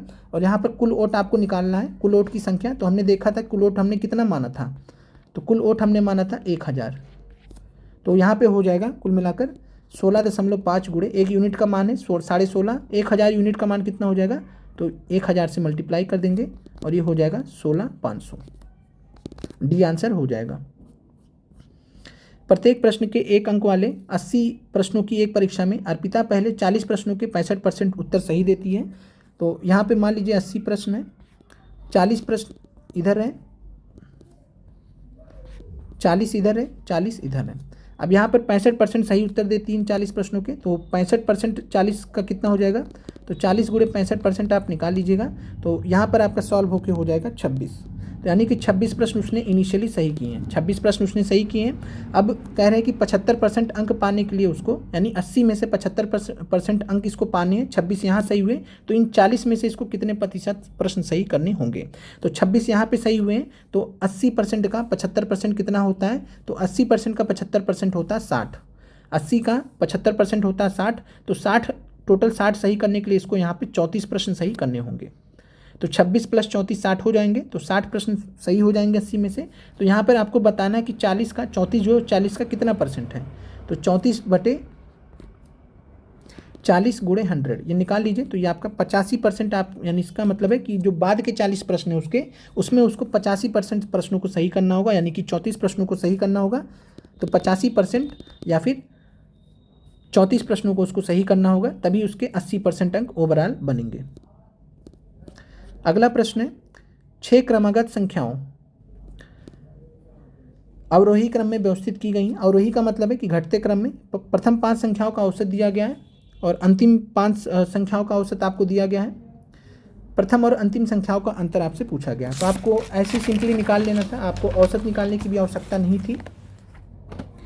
x-1 मान लीजिए, x-2 की घटते क्रम में ये संख्याएँ हमारे पास है, 6 संख्याएँ हैं। और अगर हम बात करें तो पहली संख्या x है, आखिरी x-5 है, दोनों का अंतर निकाल लीजिए। तो x माइनस और ये माइनस माइनस प्लस हो जाएगा, और ये बचा कितना, 5 हो गया, तो 5 आपका आंसर यहाँ पर हो जाएगा। बाकी आपको इसमें औसत निकालने की भी आवश्यकता नहीं थी। अगला प्रश्न, एक बल्लेबाज 17वीं पारी में 90 रन बनाएगा, इस प्रकार उसके औसत में 3 की वृद्धि हो जाएगी। 17वीं पारी के बाद उसका औसत कितना रहा होगा। तो 16वीं पारी तक का मान लीजिए कि 16वीं पारी है उसकी, 1 से लेकर 16 पारी तक का उसका कुल औसत कितना है, एक्स है। 16 पारी तक का कुल औसत उसका कितना, एक्स है। तो इसका योग कितना हो जाएगा, इसका मतलब है कि हर पारी में उसने 16 पारी की बात करें तो 16 गुणे एक्स, मान लीजिए अगर ये 50 होता तो 16 गुणे 50 हो जाता, एक्स है तो 16 गुणे एक्स हो जाएगा, तो 16x इसका टोटल योग हो गया। 17वीं पारी के बाद उसका औसत कितना है, 17वीं पारी के बाद उसका औसत कितना, तो x+3 हो गया है। 16वीं पारी तक x है और 17वीं पारी के बाद 3 बढ़ गया है तो x+3 हो गया है। और यहाँ पर अगर हम बात करें 17वीं पारी का अगर बाद x+3 है तो 17वीं पारी के बाद का योग कितना होगा, जैसे हमने ऊपर योग निकालना है तो 17वीं पारी के बाद उसका योग जो हो जाएगा 17 गुणे x+3, तो योग हम निकाल लेंगे तो 17 गुणे x+3 हो जाएगा, 17 गुणे x+3 हो जाएगा और ये हो जाएगा 17x + 51, 17 तियाँ 51 हो जाएगा। और यहाँ से हम क्या करेंगे, 16वीं पारी में 16वीं पारी तक का उसका औसत कितना था, तो 16x था। 16वीं पारी तक उसका औसत कितना था, 16x था। और साथ में 17वीं पारी में उसने कितने रन बनाए, तो 90 रन बनाए हैं। इसका मतलब ये 16 + 17वीं पारी का योग हो गया और 17वीं पारी का भी हमने योग कितना निकाला है, 17x + 51। ये दोनों आपस में बराबर होने चाहिए, रख दीजिए, बराबर कर लीजिए, सॉल्व कर लीजिए तो x का मान 39 हो जाएगा। तो इसका मतलब है कि x का मान 39 आया है। 17वीं पारी के बाद उसका औसत कितना होगा, 17वीं पारी के बाद उसका औसत कितना होगा, तो x + 3 बढ़ जाना चाहिए, तो x का मान 39 आया है। 3 बढ़ा दीजिए तो आपका आंसर हो जाएगा 42, यानी उसका जो औसत बढ़ के कितना हो गया, 42 हो गया है। अगला प्रश्न है, अरुण और दीपक की वर्तमान आयु का अनुपात 4:3 है। 6 वर्ष बाद अरुण की आयु 26 साल हो जाएगी, तो दीपक की वर्तमान आयु कितनी होगी। तो यहाँ पर बोला गया है कि 6 वर्ष बाद अरुण की आयु 26 है, यहाँ पे 4x 3x मान लीजिए, 4:3 है तो 4x 3x मान लेते हैं। और ये अरुण का है और ये दीपक का है, तो अरुण का 4x है और यहाँ पर अगर अरुण की आयु 26 साल है, 6 साल बाद अगर 26 साल है तो उसकी वर्तमान आयु कितनी हो जाएगी, 6 माइनस कर दीजिए यानी कि 20। तो 4x का मान आपको 20 मिल गया है, 4x का मान आपको 20 मिल गया है। 26 साल बताया जा रहा है कि 6 साल बाद 26 साल का होगा, तो 6 साल पहले वर्तमान आयु कितनी हो जाएगी, 6 माइनस कर दीजिए 20 हो जाएगा। तो 4x हमने यहाँ पर माना है वर्तमान आयु, तो 4x बराबर 20 हो जाएगा, तो x का मान 5 हो जाएगा। x का मान आप यहाँ ने 5 रख लिया, 3x का मान आपको निकालना पड़ेगा a और d के लिए। x का मान 5 आ गया है, तो 3d का निकालने के लिए, दीपक का निकालने के लिए वर्तमान आयु 3 गुणे 5 कर दीजिए यहाँ पर, तो 15 आपका आंसर हो जाएगा। अगला प्रश्न है, एक परीक्षा में 1100 लड़कों और 900 लड़कियों ने भाग लिया है, तो टोटल 2000 लड़कियों ने भाग लिया है। 1100 की बात करें तो 50% लड़के पास हुए हैं। 1100 का 50% कितना हो जाएगा, आधा हो जाएगा, 550। 900 का 40% लड़कियाँ पास हुई यानी कि 360। और इनको आप जो है टोटल जोड़ दीजिए, टोटल आप इनको जोड़ देंगे तो टोटल कितने पास हुए हैं, तो 910 पास हुए हैं। अगर 910 पास हुए तो फेल कितने हुए होंगे, तो 2000 में से माइनस कर दीजिए, 2000 में से माइनस कर देंगे तो 1090 लोग हो जाएंगे। अब यहाँ पर आपको फेल अभ्यर्थियों का प्रतिशत बताना, तो 1090 फेल हुए कितने में से, 1090 फेल हुए कितने में से, 2000 में से, तो और गुणे 100 हो जाएगा परसेंटेज निकालने के लिए। सॉल्व कर लीजिए इसको, और यहाँ पर 2 0 यहाँ पर, और 109/2 है तो 109/2 54.5 यहाँ पे आपका आंसर हो जाएगा। आगे बढ़ते हैं, 4800 रुपये 5 बराबर वार्षिक किस्तों में दे हैं। यदि प्रत्येक किस्त पर शेष समय के लिए 10% दर से साधारण ब्याज दे हैं तो प्रत्येक किस्त की राशि क्या होगी। तो इसको आप बाई ऑप्शन भी निकाल सकते थे। 800 इस प्रश्न का राइट आंसर है। 10% आप बढ़ा दीजिए तो 10% कितना हो जाएगा, 800 का 10% कितना हो जाएगा, 80 हो जाएगा, यानी कि अगले में 880 देना पड़ेगा। उसके अगले में 80 बढ़ जाएगा, 10% बढ़ेगा इसी का, क्योंकि साधारण ब्याज के हिसाब से देना है, सिंपल इंटरेस्ट के हिसाब से, तो 80 फिर से बढ़ेगा तो ये हो जाएगा 960। फिर इसमें भी 80 बढ़ जाएगा, ये हो जाएगा 1040, और फिर 80 बढ़ जाएगा तो ये हो जाएगा 1120। टोटल जोड़ लीजिएगा तो आपका 4800 आ जाएगा। यानी कि 4800 रुपये इसको 5 बराबर वार्षिक किस्तों में दे हैं, लेकिन किसके साथ में, साधारण ब्याज के साथ में। तो पहले महीने 800 देगा, दूसरे महीने 880 देगा, तीसरे में 960 देगा, चौथे में 1040 देगा, पाँचवें में 1120 देगा। तो ये 80 रुपये बढ़ते रहेंगे। तो ये टोटल आपका आंसर, यहाँ से आप बाई ऑप्शन भी इस तरीके से कर सकते थे। किसी धन पर 4% वार्षिक दर से 2 वर्ष का चक्रवृद्धि ब्याज तथा साधारण ब्याज का अंतर 80 रुपये है। यह धन कितना होगा? तो यहाँ पर अगर हम बात करें तो आपको क्या करना है, तो सिंपली आपको 2 साल के लिए साधारण ब्याज निकाल लीजिए, 2 साल के लिए चक्रवृद्धि ब्याज निकाल लीजिए। और यहाँ पर 2 साल के लिए 4% के हिसाब से अगर आपको साधारण ब्याज निकालना तो सबसे सिंपल तरीका कि 100 रुपये मान लीजिए, 4% के हिसाब से 100 रुपये में 4% बढ़ाइएगा तो 4 रुपये बढ़ेंगे, तो ये 104 हो जाएगा। साधारण ब्याज में सेम ही बढ़ता, 4 यहाँ बढ़ेगा तो 4 यहाँ भी बढ़ेगा, यानी 108 हो गया। और वहीं यहाँ पे हम चक्रवृद्धि ब्याज निकालेंगे तो पहले साल तो सेम ही होगा, जैसे सिंपल इंटरेस्ट जैसे साधारण ब्याज होता है वैसे चक्रवृद्धि ब्याज भी पहले साल चलता है। तो 100 का 4% यानी 4 रुपये 104 हो जाएंगे। फिर 104 का यहाँ पे 4% लगेगा, चक्रवृद्धि में यही अंतर होता है, 104 का 4% लगेगा, तो 104 का 4% हो जाएगा 4.16। तो यहाँ पे हो जाएगा 108.16, 104 प्लस 4.16 तो 108.16। और इसमें से इसका डिफरेंस ले लीजिए, माइनस कर दीजिए, तो ये आपका हो जाएगा 0.16 डिफरेंस हो गया। अंतर कितना हो गया? 0.16। अंतर दिया कितना गया है? 80 रुपये दिया गया, तो 0.16 को 80 के बराबर कर दीजिए। यहाँ पर एक का मान निकाल लीजिए, तो 80/0.16 सॉल्व कर लीजिएगा तो ऊपर 2 जीरो बढ़ जाएंगे। और यहाँ पर आप जब इसको सॉल्व करते हैं तो 4 चौके 16, 25 चौके 100, 4 20। तो यहाँ पे एक का मान आपको कितना मिल गया? 500। एक का मान आपको कितना मिल गया है? 500। और टोटल आपको धन निकालना है, तो आपने कितना माना था? 100 रुपये ही तो माने थे, 100 रुपये के हिसाब से तो चल रहे थे। तो एक का मान अगर 500 है तो 100 का मान कितना हो जाएगा? 100 से मल्टीप्लाई कर दीजिए तो 50,000 आपको आंसर यहाँ पर मिल जाएगा। ये एक तरीका था जिससे आप इस प्रश्न का उत्तर निकाल सकते थे। बाकी अलग अलग फार्मूला निकाल के भी लगा सकते हैं, लेकिन ये आसान तरीका था। आगे बढ़ते हैं। एक शहर की जनसंख्या पहले 10% बढ़ी, 100 मान लीजिए 100 थी, 10% बढ़ी तो कितना हो गया? 110 हो गया। फिर 20% घट गई, 110 का 20% कितना हो जाएगा? 22। 110 का 20% कम हुआ, 10% बढ़ा तो 110 हुआ, 110 का 20% घट गया तो 22 घट गया, यानी कि कितना हो गया? 88 हो गया। 100 से 88 हो गया है, तो इसका मतलब क्या हो गया? 12% कम हो गया है, 12% कम हो गया। तो आंसर यहाँ पे डी हो जाएगा। एक नगर की जनसंख्या 5% वार्षिक दर से बढ़ती है। यदि नगर की जनसंख्या 16,000 हो तो 2 वर्ष बाद वहाँ की जनसंख्या कितनी होगी? तो सिंपल सा इसका फार्मूला है, जनसंख्या के साथ में आप जो है 5% बढ़ी है तो 105/100 कर दीजिए। दूसरे साल भी 5% बढ़ी है तो 105, अगर बढ़ी है तो 100 में जोड़ दीजिए, घटी है तो 100 में माइनस कर दीजिए, 105/100 यहाँ पर हो जाएगा। सॉल्व कर लीजिएगा तो 176/40, 17,640 यहाँ पे आंसर हो जाएगा। नन ऑफ दिस आंसर हो जाएगा। अगला प्रश्न है, 4 संख्याओं के गुणनफल की 5 अथवा 10 से विभाजित होने की प्रायिकता ज्ञात करिए।